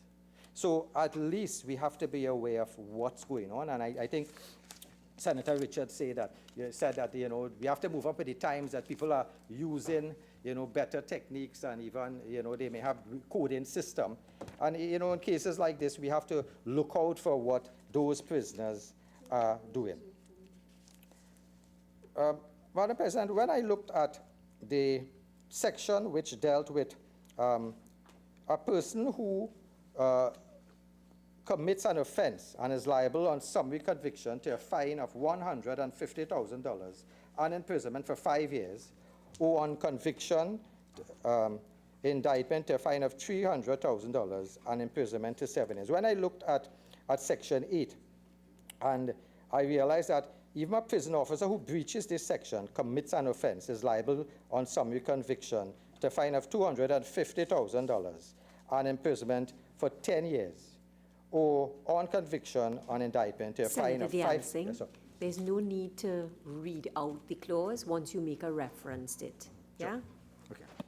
Thank you, Madam President. So, Madam President, when I looked at the clause here, I am thinking that we are looking at the offense of sometimes trafficking in prison by prison officers. And we have seen there is an increase in fine, and we have seen that there are ways that we may be able to get at those prison officers if we get the urine samples from the prisoners. I'm looking at the checks and balances that was put in place, that the issue of officers there being in a situation where they may be at risk, where their family may be at risk. And I looked at the issue, Madam President, Section 8C, where if a prison officer accepts a bribe, gratuity, and he accepts that sort of inducement, you know, and, you know, the fine increased. But I'm saying, Madam President, as I belabor the point, putting these officers under the Integrity Commission, I think, is something I would like to recommend again. Section AD, Madam President, the tipping off, I'm saying this is new pieces of legislation, which I'm thinking we at least it's in moving with the times, that, you know, that occurs where we had instances of persons claiming that they were tipped off. And, Madam President, I was very saddened when I heard Senator Haynes' story about the police officer who died, and the child couldn't at least continue the university. And I think it's a very serious offense if you're doing your job as a prison officer and you're assaulted, you're threatened, you're obstructed. And even not going to that, they go on to your family members. A prison officer told me he was approached by a prisoner once, and all the details of his 2 children, where they live, what time they leave, what schools they go to, it was related to him.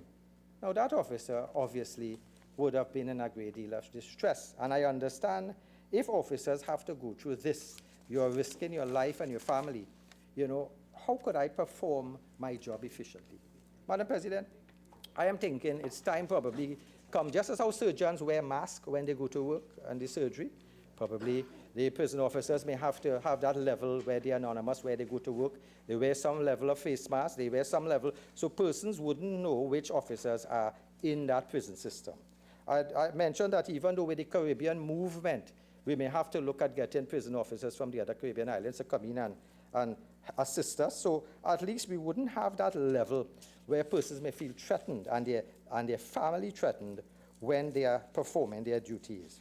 So I support this 100% in the sense that I think that we need to send a message to those prisoners that they cannot threaten the persons who are put there by the state to maintain the law and order. But Madam President, I would like to say that I think this part of the legislation didn't go further, didn't go much. I wanted more. I wanted a greater degree of punishment. Because what I'm saying is if a prisoner could stay in prison and put a hit on someone outside, I don't think just increasing the amount of years or fine should be sufficient. When I looked at the prison rules, Madam President, there's something called cellular confinement. And I think corporal punishment is still on our law books. So what I'm looking at is that, if those things are there, and it is within the purview of the Commissioner of Prisons to give some level of punishment, because as I would like to look at the prison rules, and I look at the prison rules, I'd like to look at... Huh? Sorry? The Corporal Punishment Act. Act, yeah. Corporal Punishment Act I was now hearing about. But I am thinking, Madam President, the powers of awards, IOP 272 of the prison rules, I looked at it, and it actually here mentioned that when a prisoner, right, is reported for one of the following offenses, and like mutiny or incitement of mutiny, gross personal violence to an officer or a servant of the prison, or any offense described in paragraph 1 of this rule being an offense, as an aggravated offense, the Commissioner shall forthwith report the offense to the inspector, who shall proceed to provide by the next preceding paragraph and make awards under the power set forth in the next preceding paragraph, or in the case of a male prisoner under sentence of hard labor, order corporal punishment in addition to or in lieu of any such awards. So it's probably a time to send a clear message to the prisoners. You there, you're feeling you're bad, you're feeling you could put a hit on somebody, let us put an element of corporal punishment there. And I'm thinking that also part of punishment is something called cellular confinement. And even under the Act, we can probably put in that cellular confinement, where you put that person in a cell for a while. I'm thinking that should be. Senator Deyalsingh, you have 5 more minutes. Yeah, I'm thinking, Madam President, those could be put into the Act. Madam President, I looked at the fact that looking at the fact that you're looking at the prison officers, I'm thinking, most respectfully, I think we left out the inspector of prisons. Because according to the Prisons Act, I'm looking at the Prison Act that we had here in 1974. A person who, and I'm looking at Chapter 13, prisons assaulting or obstructing the inspector of prisons. And Section 21, a person who assaults or obstructs the inspector in the execution of his powers or duties under this Act or the prison rules or rules made under this Act is liable on a summary conviction to a fine of $1,000 or imprisonment of 6 months. I'm saying we are increasing the fines for the prison officers. We should probably consider also the inspector of prison, Madam President.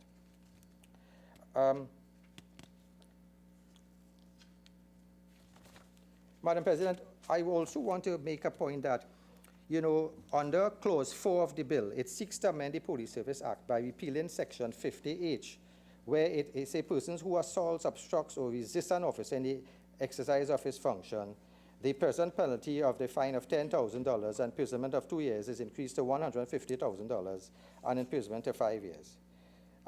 Sometimes, Madam President, you may have someone who looks like a police officer and maybe a false police officer. A police officer may come, you may think he doesn't look like a police officer. You may decide, look, I'm not going to listen to him. Because remember, Madam President, November the 7th, 2019, in Trinidad Express, fake cops in fake squad car arrested after robbery. Then in 17th May 2017, there was an article in The Guardian, TTPS proves possible impersonation of police officer. Again, we had another article, Madam President, where 19th of July 2018, CNT reported Gaspar man in police custody for impersonating a police officer during a robbery. Madam President, if a police officer once stops me, and I'm not sure he's a police officer, I may simply drive to the nearest police station. But if he happens to be a real police officer, he may charge me under this. And so I'm thinking it's a bit, we have to kind of balance now where people may be caught up in this, because we have instances where police officers may come to the scene, and we are not sure if they are fake or not. Madam President, Clause 4 of the bill seeks to amend Section 54 of the Act by inserting a penalty where a police officer keeps or uses for his private benefit any article which has been supplied to him at the public expense. And I think this was increased to $150,000 and imprisonment 5 years. I think it's too harsh, it's too draconian. A police officer may have an article there like an iPad, and probably, I'm not seeing the other side of it. Probably the AG will clarify why it is like that. I also think Section 55 of the bill also looks at the return of an article supplied to a police officer upon leaving the police service. He may forget, he may have had a computer, and I think increasing that to that figure was too much, and even from 10,000 to 150,000 too much. And I think the imprisonment to 5 years is too much. An officer may retire, may forget, his memory may be going, he may have post-traumatic stress, he may not remember, and yet still we are increasing this. Again, looking at the Section 56, which deals with the improper possession of a personal article supplied to a police officer.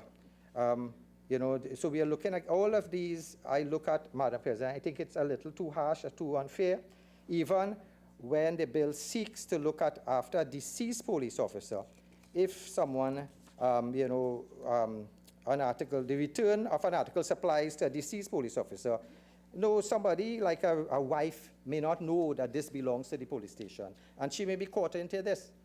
Her husband may die, but she may not know that the iPad belongs to it.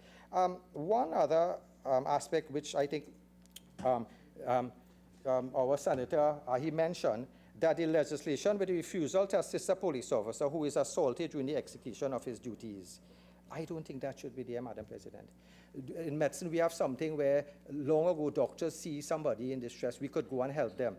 In the state, there's something now telling us, insurance-wise, if you go and attend to someone and you do not have equipment, you could be sued.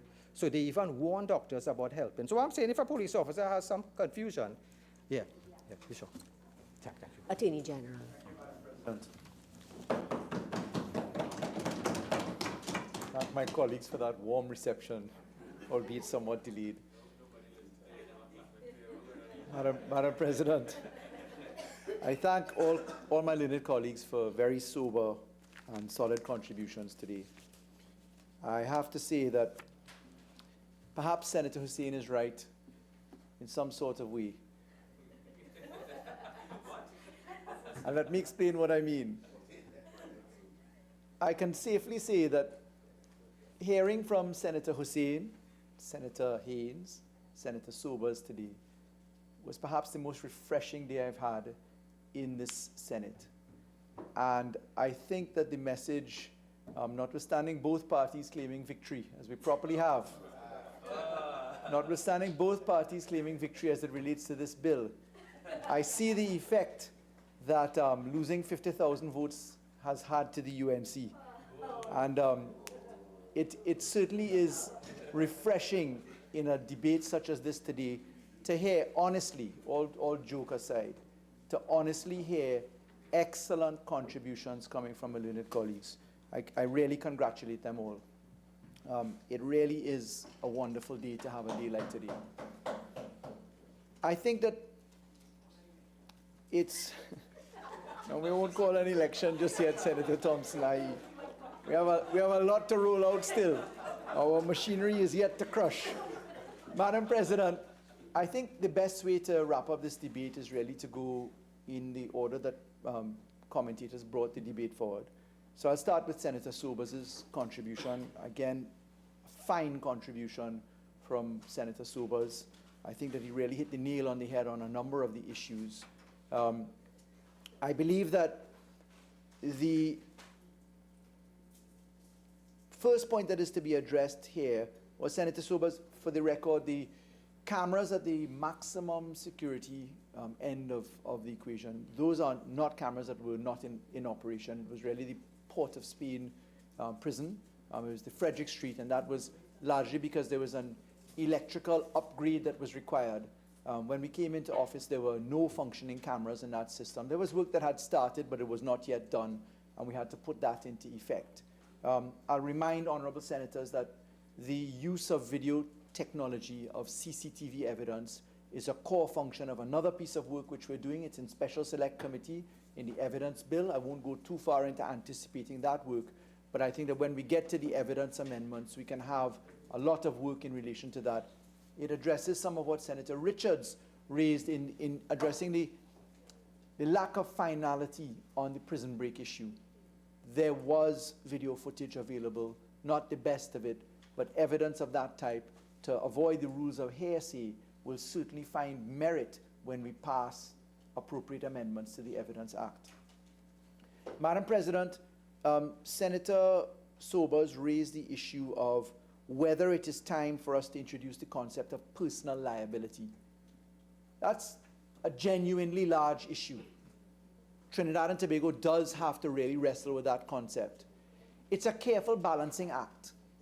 The balancing act to be had in saying to a policeman, look, you ought to be personally liable for your wrongdoing. How we treat with that in terms of law is quite interesting. Right now, the police service regulations, which incorporate Section 110 of the public service regulations, that is where we find some of the answer. I don't believe that that goes far enough. I think that the public service regulations are certainly not appropriate. Listen to what Section 110 of the public service regulation says. The following are the penalties that may be imposed by the Commissioner by disciplinary proceedings brought against an officer in respect of misconduct, indiscipline, or unsatisfactory service. A, dismissal. B, reduction in rank. C, reduction of remuneration. D, deferment of increment. E, stoppage of increment. F, reprimand, and G, fine. And unfortunately for us, Trinidad and Tobago is grappling with its very constitution. Madam President, my own grandfather, who participated in the Marlborough House discussions, told me, and then wrote about it, of the difficulties that they faced in the constitutional debate, and of my grandfather's own view that Trinidad and Tobago would lament the entrenchment of its service commissions in the way that was being proposed, because effectively we would not have a functioning society. And I often say to people, and I'll say it here today publicly for the Hansard record, if you ask the average Trinidadian and Tobagonian to name the head of the Teaching Service Commission, head of the Public Services Commission, head of the Judicial and Legal Services Commission, head of any of the service commissions, they cannot name a single person. And yet it is our service commissions who employ, discipline, manage the entire public service. If this were a public forum, I'd volunteer to sit now and point to someone and say, name the head of X. But really and truly, that point raised by Senator Sobers, such a deep and important point, is where we are. Do we do as we do in this piece of law and criminalize the effect of bad behavior, trafficking, misconduct, obstruction by the officers themselves? That's what we've elected to do in this legislation here. But as Attorney General, I can certainly say with confidence, malicious prosecution, false imprisonment claims, they cost the state millions of dollars year on year. The danger in putting the personal liability to the officer is that you may be met with the argument, well, we will do no work because we'll be exposed to the odium of personal liability. It's why in every piece of law, take the Central Bank Act, there is effectively the good faith argument that there's no liability or sanction, and there's in fact an indemnity and immunity for acting in good faith. It's to allow people to move without the fear of consequence. Because there's a fine line in how one balances acting with anxious propriety and acting in bad faith, particularly in the context of the civil law. So I agree with Senator Sobers. It's really a point that our country is going to have to wrestle with. Do we, in fact, cause the service commissions to start to account in a more rigorous fashion? I think that that's where we ought to be. Is there a remedy right now, albeit an expensive one, in malicious prosecution, false imprisonment, misbehavior matters? I think that we're in that zone right now. Why? Because we're in the course of right now ameliorating the entire structure. Remember, we're talking building plant and machinery, people, processes, and laws. And this won't really make sense to Trinidad and Tobago until a couple of years from this date, when we start to see the outcome of laws. I can tell you that you will see the outcome of laws in a matter of days in certain contexts. And there are some laws that have the genuine opportunity to sober up our society. So I agree with Senator Sobers. I think it's a very important point. From a policy point of view, as we grapple with crime right now, I don't think that we're yet capable of putting the personal liability, but I find faith in the judiciary.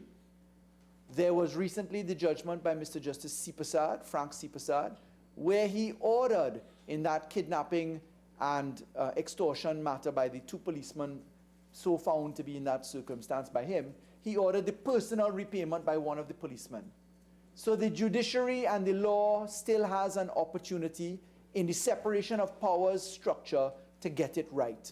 And obviously, open judicial thinking and management helps us in that. Justice Sipasad, again, was, after all, the person in the Simmons and Ho matter that thought about the concept of privacy and how, in that instance, revenge porn was used in circumstances that it ought not to have.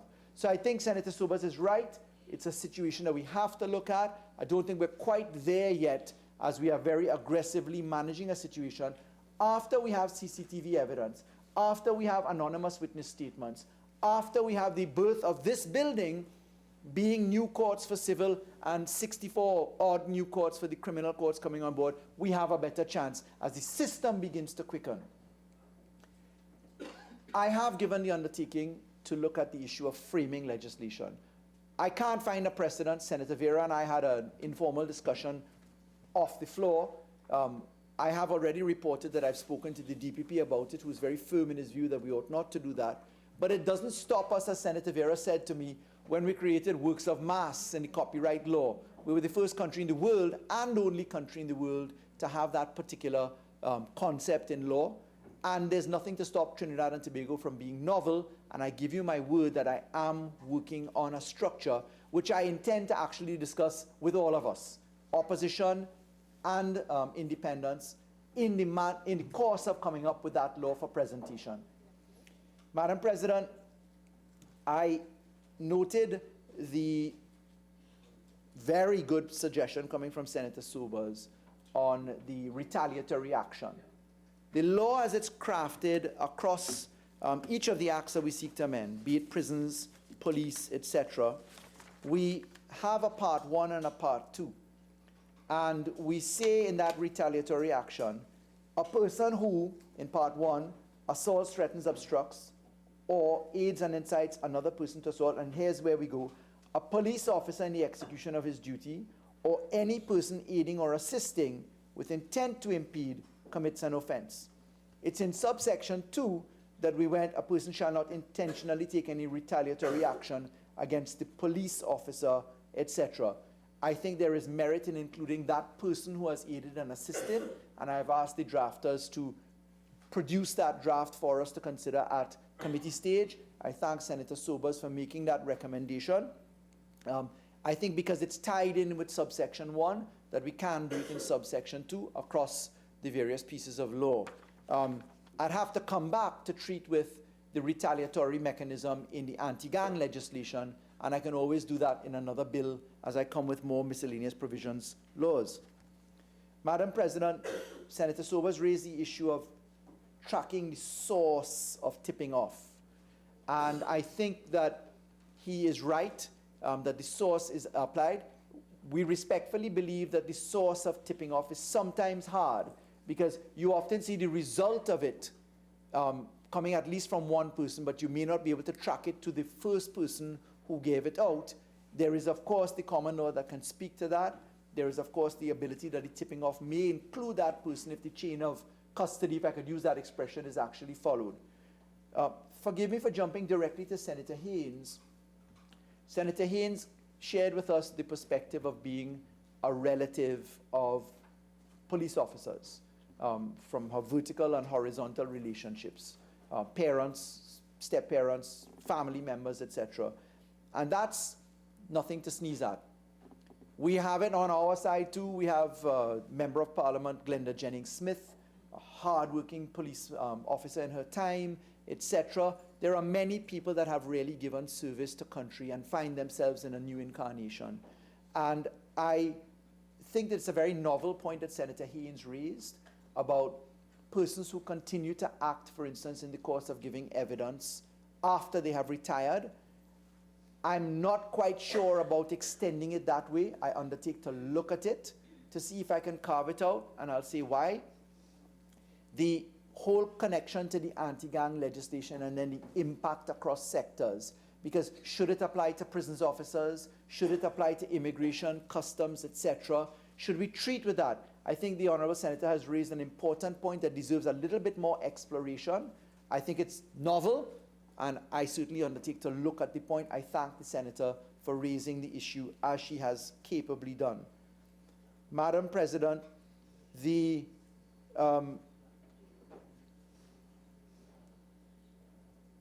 Senator Sobers again raised the contemplation of how trafficking occurs, the chain of trafficking. In answer to that, I had a look at it. I believe that the current section 8.1 that we propose in clause 3 captures persons other than the prisons officer. I think that the capturing of the prisons officer in section 8A perhaps addresses the situation in the right way, and I think that that point is addressed in the legislation as drafted. Senator Hussain raised, and Senator Sobers touched upon it, the concept of video, and whether we had actually caught video images in using the term photograph and then images. Even though the CPC's department believes that we have caught it, I think there's merit in Senator Hussain's recommendation, and I've asked for an amendment to include the expression video to be applied to it. I thank the Honourable Senator for making the recommendation. Senator Deyalsingh raised several points. How will we encourage reporting misconduct? I think the Senator is right. Senator Richards raised the propriety of the Police Complaints Authority versus the professional standards and the internal mechanisms that the police actually use. There really ought not to be two divisions treating with it. I think that there's a very novel thought by Senator Richards in saying let's have a PCA for all. I think that that is a recommendation worth looking at, particularly with persons that have police powers. I think we should, of course, accept out the Army and anybody falling under those mechanisms, because they have boards of inquiry and military law is a different regime itself. But I think that that's an excellent point. I think that in the reform that I'm looking at right now in the Police Complaints Authority, that's something that I'll certainly add to the table. I thank Senator Richards for raising that. Senator Donna Ryan's point about how we encourage reporting misconduct, I think is critical. It really is something more than just 800 tips or Crime Stoppers. And we intend to lay the whistleblowing legislation in the Senate. Whistleblowing laws have the impact that they do in many jurisdictions. And with whistleblowing legislation, as we've crafted, I think that we have a shot at encouraging whistleblowing. Because the senator was right. Who would be encouraged? And Senator Thompson-Ahye raised it, and several other senators. Who would want to give evidence knowing that there can be retaliation? There's a fear and there's a position. Senator Richards raised it in the context of gangs, person in front of you and person behind you, in a gang operating sort of context. I think all honorable senators are correct. Madam President, the threat analysis unit in the prisons, I can tell you that that's been working extremely well. We have, as a government, taken the SSA, married intelligence to the prisons, the TTDF, and the police. And it's not by mistake that you've been seeing the police with so many successes. Let me repeat that. It is not by mistake that you're seeing the police with so many successes. Trafficking in persons, young Latina and local girls caught in situations of abuse, firearms fine, cocaine fine, marijuana fined. These things have not been by mistake. Arrests of persons alleged to be gang leaders. These things were things that you have not been hearing about, but so successfully have they one by one been operating that now, unfortunately, we don't pay attention. Because what happens is, they reach page 6, page 8, page 12 of the newspapers. There was a time when we wanted the Anti-Gang Act to work well. We had several alleged gang leaders arrested. That was page 12 in one of the newspapers. That's big news for law enforcement. That deserves celebration. And Senator Haynes is right. We have to be careful with our words. And when we make derogatory statements of our police, when some activists are more interested in how the police dress and what color their uniform is, and our pixelated uniforms allowed, as opposed to the power of seeing masked policemen on raids causing justice to be delivered. I can tell you that the law enforcement officers in the Trinidad and Tobago Police Service, every time I witness them with their badges around their necks, with their uniforms on, with a sense of certainty in the crowd, it's not business as it was before. And I'll remind, that's why our Prime Minister said repeatedly, the first order of business is to select a commissioner of police. You get the right commissioner of police, you begin to set the tone. And Senator Haynes was right in the reflections that we make. But then again, we do ourselves an injustice as politicians. Because the kind of remarks that we hear people make really just doesn't apply on the political field. We're expected to have by far thicker skins. I don't know if you've noticed, I may be sharp in my responses, but I'm not derogatory to personalities myself as a politician, as I've now come to call myself that. I make it my effort to acknowledge sensible contribution and sensible people. We can agree to disagree, we can throw barbs and talk at times, but there comes a point when we have to agree that we agree to disagree and we can agree upon personalities being respectful. Madam President, we had Senator Hussain make an interesting point that I thought was worthy of distinguishing. Senator Hussain said that there appeared to be some degree of inconsistency in the government's policy as it related to this bill and then the proposals on the bail legislation. I'd like to say that with respect to this bill, as we treat with law enforcement, I think that we are clearly within the confines of consistent policy as it relates to the bail, because the bail restrictions which we offered apply in the context of judicial scrutiny. We never proposed legislation under the bail amendments where there was not judicial scrutiny. It's very different from all the other laws that stood up till 2016. We have always preserved the right for the judges to have supervisory authority as they ought to in the separation of powers principle in the legislation which we passed in the Senate. So I don't think we're being inconsistent in any way by way of response to the Honorable Senator. Senator Hussain raised a very important point. That is whether we ought to treat in this law with the Special Reserve Police. I'll remind that Chapter 1501 is the Police Service Act. Chapter 1502 is the Supplemental Police Act. You have the estate constables and the rural constables. Chapter 1503 is the Special Reserve Police Act. In particular, Section 18 of the Special Reserve Police Act clothes all SRPs with the powers of police. We had considered bringing it into this law, but held it back because we were doing a very important exercise, which is looking at an amendment to the SRP legislation to do something very critically important. We want to professionalize the police service. Let me repeat that. We want to professionalize the police service. In the same way that the Army permits entry of officers once there are qualifications, etc., professionals into the service, we're trying to do the same thing in the police. I can tell you that the special prosecutorial unit that the police have now, the white-collar special prosecutorial unit from the United Kingdom, which is in conjunction with the special prosecutors in forensics and accounting, they are SRPs. So we have already introduced a professional class into the TTPS of a kind that this country has never seen. This is not Bob Lindquist. Bob Lindquist was never a policeman. The investigators and prosecutors that we utilize as a country now in the TTPS are police. And to manage that, we have to do some surgery in terms of rank, because the SRP legislation doesn't allow us certain privileges there. So we had held apart the SRP to bring one piece of law to treat with those two.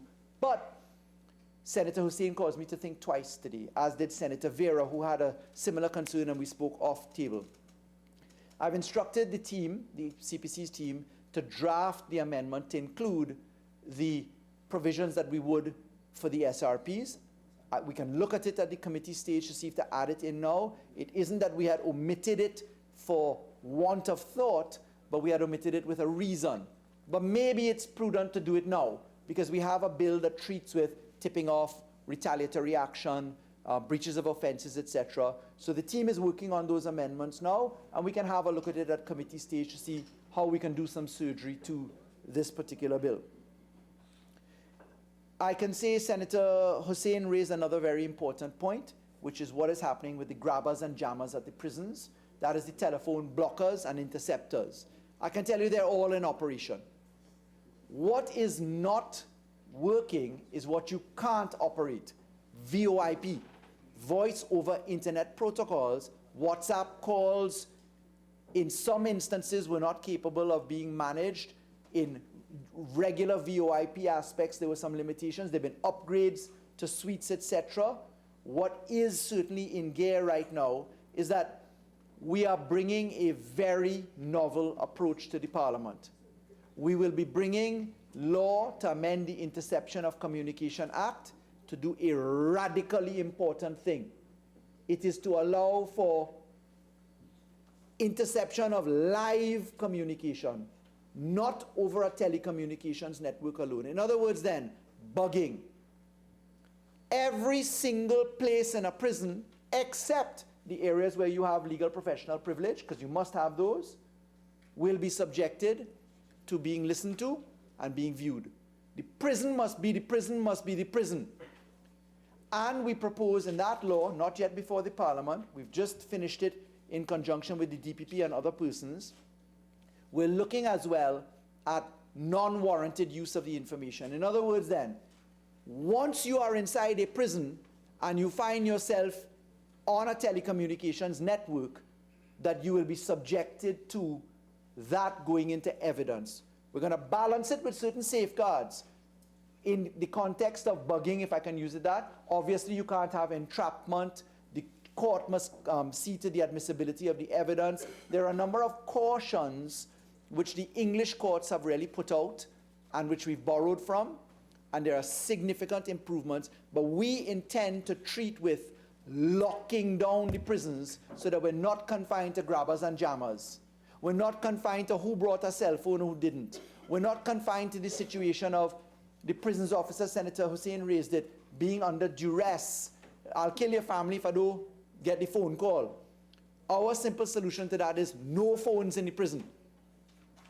No police officer, no prisons officer, no cell phones. You are not allowed to enter the prisons with those things. So there's some very important and far-reaching amendments for us to consider. Obviously, there are loads of safeguards, which I don't have the time to introduce, nor is it relevant, strictly beyond the reply, that I'd like honorable senators to just be aware of. Madam President,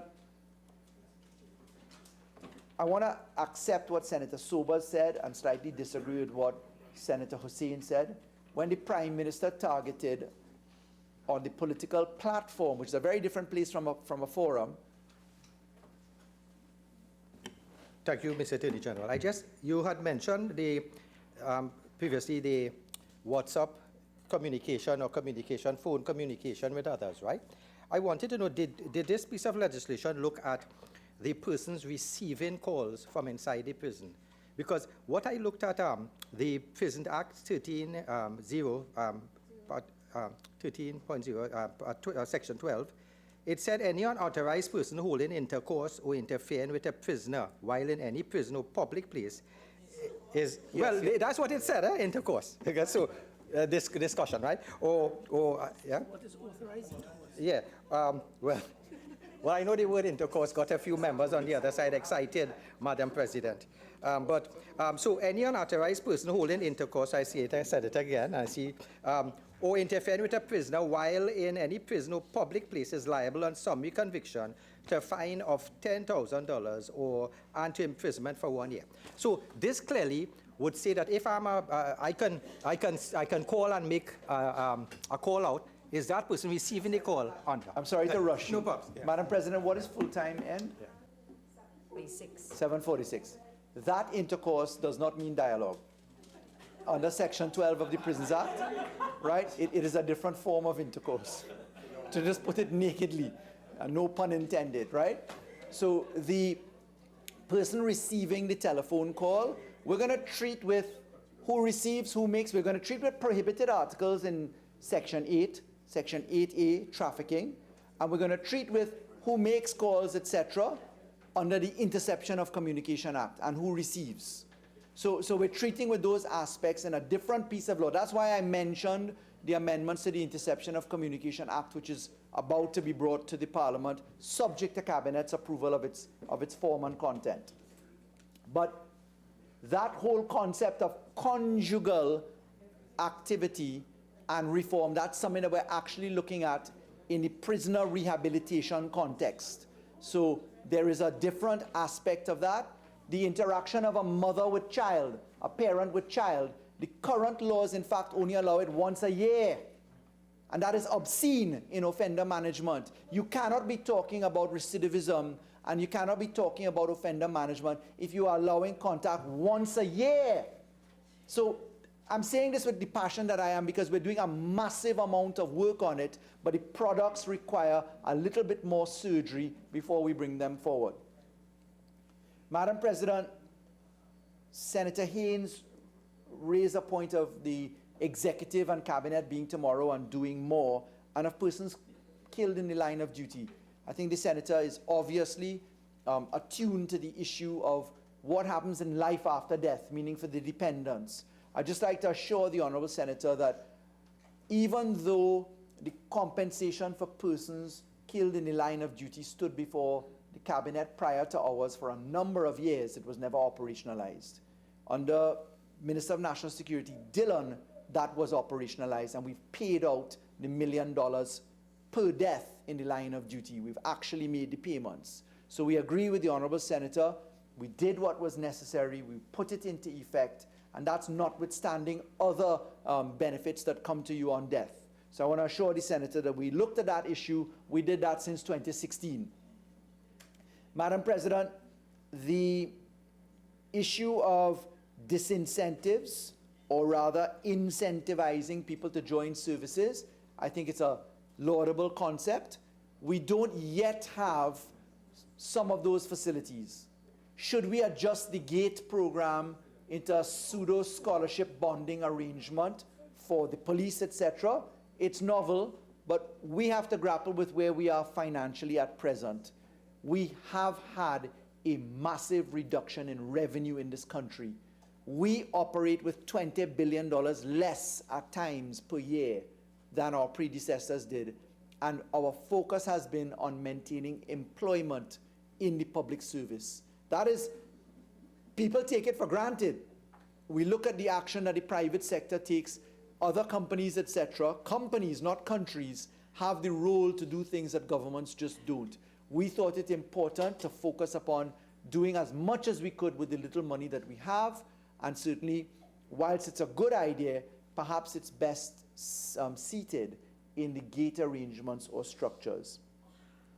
Senator Thompson-Ahye raised a number of thought-provoking concepts and positions: how we deal with interagency management, how we create focus upon and build confidence in the services, how we make sure we meet the needs of the people that are working. And it's at this moment that I'd like to congratulate, in particular, the Commissioner of Police.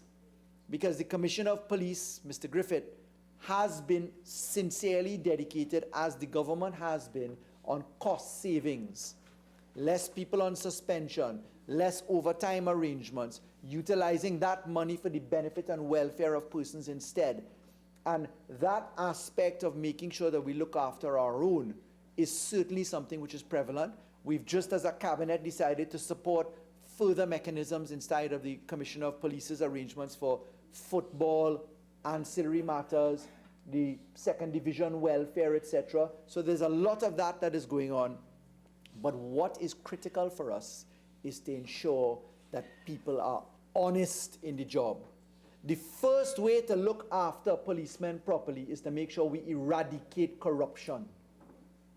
Eradication of corruption in the public service, in the political life, in just Trinidad and Tobago, should be the #1 priority we all have. That's why we brought the civil asset unexplained wealth legislation. That law alone, the unexplained wealth factor, has the potential and will cause a sobriety of the kind that we have not seen in our country. Please. Is the provision which speaks to a judge having been impressed by the work of a police officer, being able to award no less than $100. Has that been amended at all? I find personally it's insulting. Police officers, you can't say $100. Is it now $5, even that? Yeah. We agree that the reward factor is obscene. There's an across-the-board formula that we're looking at. Because in the same way we brought omnibus legislation here to treat with several aspects, customs, immigration, police, fire, we thought it prudent, and prisons, we thought it prudent, if we're looking at that incentivization mechanism, let's do a second haul at that. What's important right now is to make sure we treat with the hemorrhaging, tipping off, massive problem. Retaliatory action against officers and their family, massive problem. Trafficking, misuse of office, breach of fiduciary responsibility, massive problem. So what we've done on this particular haul, knowing that we have the interception of communication amendments coming, knowing that we have the SSA regulations coming, knowing that we have a significant number of other pieces of law to work in tandem with this, knowing that the criminal justice system will slowly get its chance to prevail. I can tell you now, Madam President, there's one more amendment to the abolition of preliminary inquiries that we must do. The government has taken the opportunity. I, as Attorney General, before proclaiming any law, sit in a process of consultation with all stakeholders. The last of the consultations before we abolish preliminary inquiries with both the judiciary, the police, and the DPP's office in particular, has resulted in a few amendments to be done. I intend to take that bill to Parliament, to Cabinet next week, and to lay it into the Parliament immediately to debate, because all things being equal, we may very well have the chance of abolishing preliminary inquiries as soon as January next year. Madam President, we've been talking about preliminary inquiries for decades and the problems that have been involved there. That law is 1917, and it existed in a form before that. It is time for us to remove the bottlenecks in our system. Yes, there's a shift. Yes, if you have in your sufficiency hearing the opportunity to go to the court, you're obviously going to have a difficulty in moving the point, but at least you don't have 10 years in the waiting for preliminary inquiries, if not longer. Madam President, Senator Deyalsingh raised a number of issues. I think that the Honourable Senator's points in relation to what he believed to be an improper focus of fines and penalties for failing to assist police officers, I think, Honourable Senator, just wish to assure you, you are not exposed to that unless you fail to have reasonable cause. The law is couched in the form that you're exposed to a charge for failing to assist, which was always the law, if you don't have a reasonable excuse. You feared for your life, you didn't think it was appropriate, your insurance told you not to do it. All of those are reasonable excuses. You will not be subjected to the penalties. But to leave it at $1,200 or $1,000 or $2,000 was just inappropriate. I'll remind you that the law is that you set the ceiling in law. The discretion of the court is to apply anything from the max right down to zero, and you may very well in certain matters have the ability to be reprimanded and discharged. That is a feature of the law where the court can actually impose no sentence upon you, remand you, and discharge you in certain circumstances. But we had to raise the ceiling. Madam President, there comes a time when we have to accept that waiting on the perfect product is not appropriate, that we'll just have to layer our approach through. I constantly use the refrain of just start.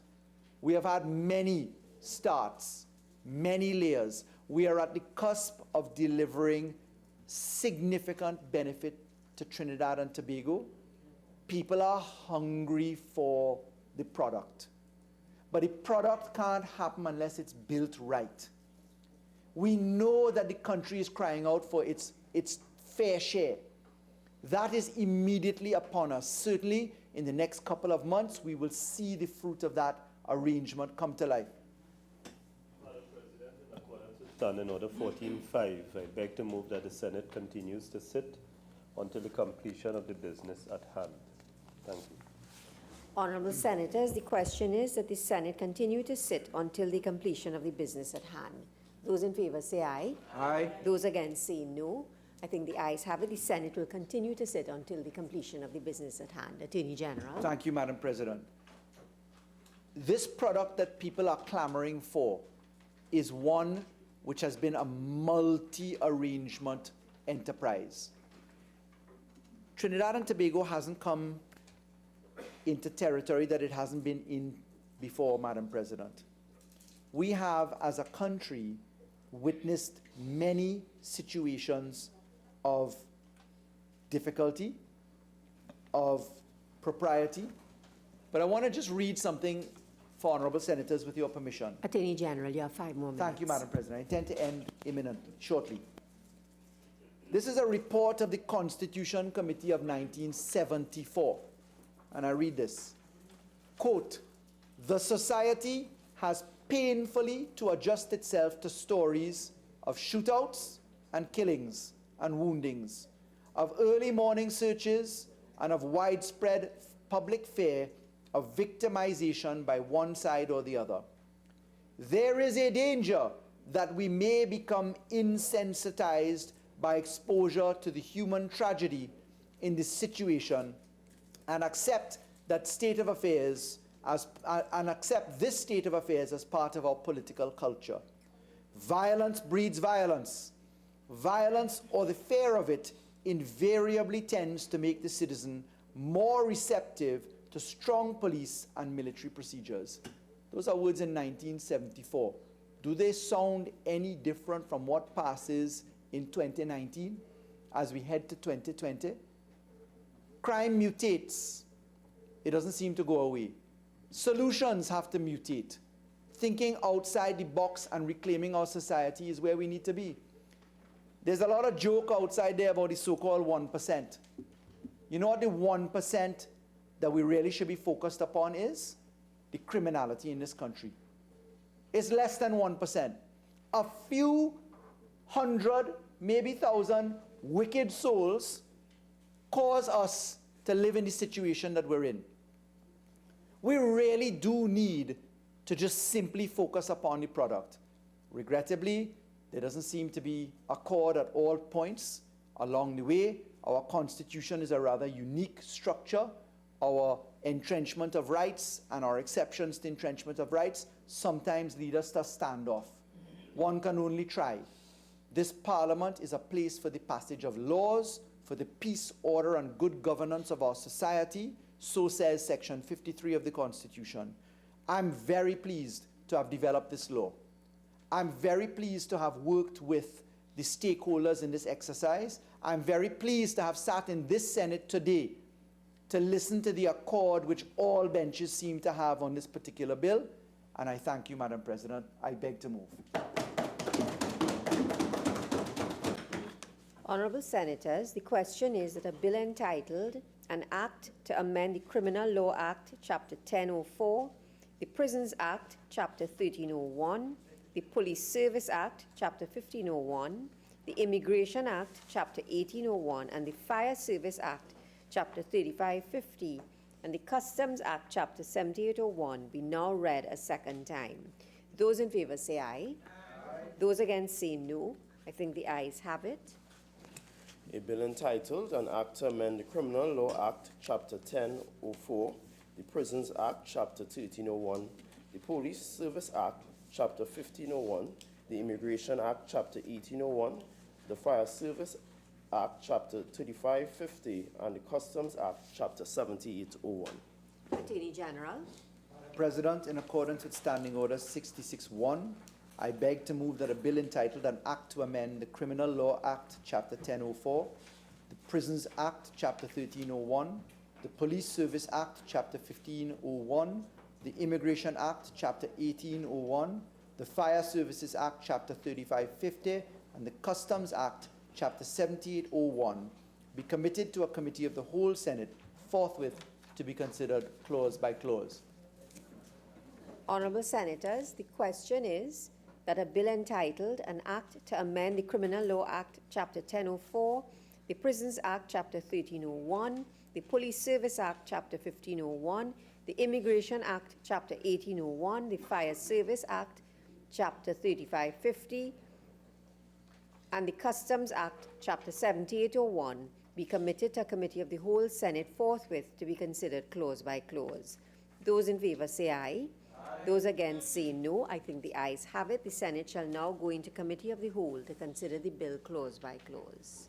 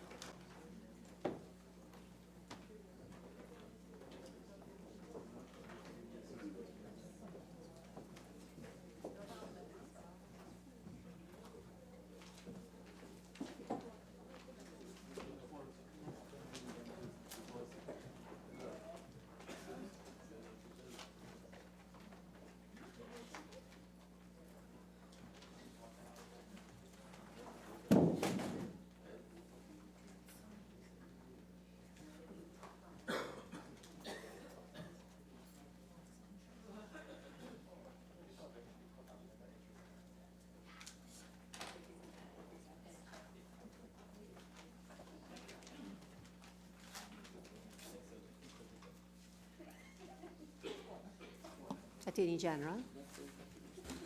Madam President, we had a...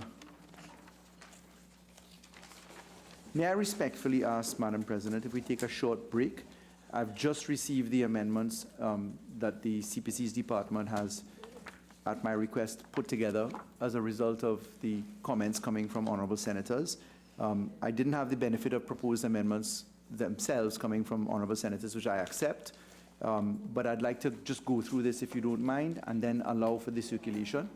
Is it possible that we can take at least a 10-minute break? Sure. Let me just ask, and is there any other amendment to be circulated? So it's just the Attorney General? All right. Honorable Senators, we will suspend the committee and return at 8 p.m. Today.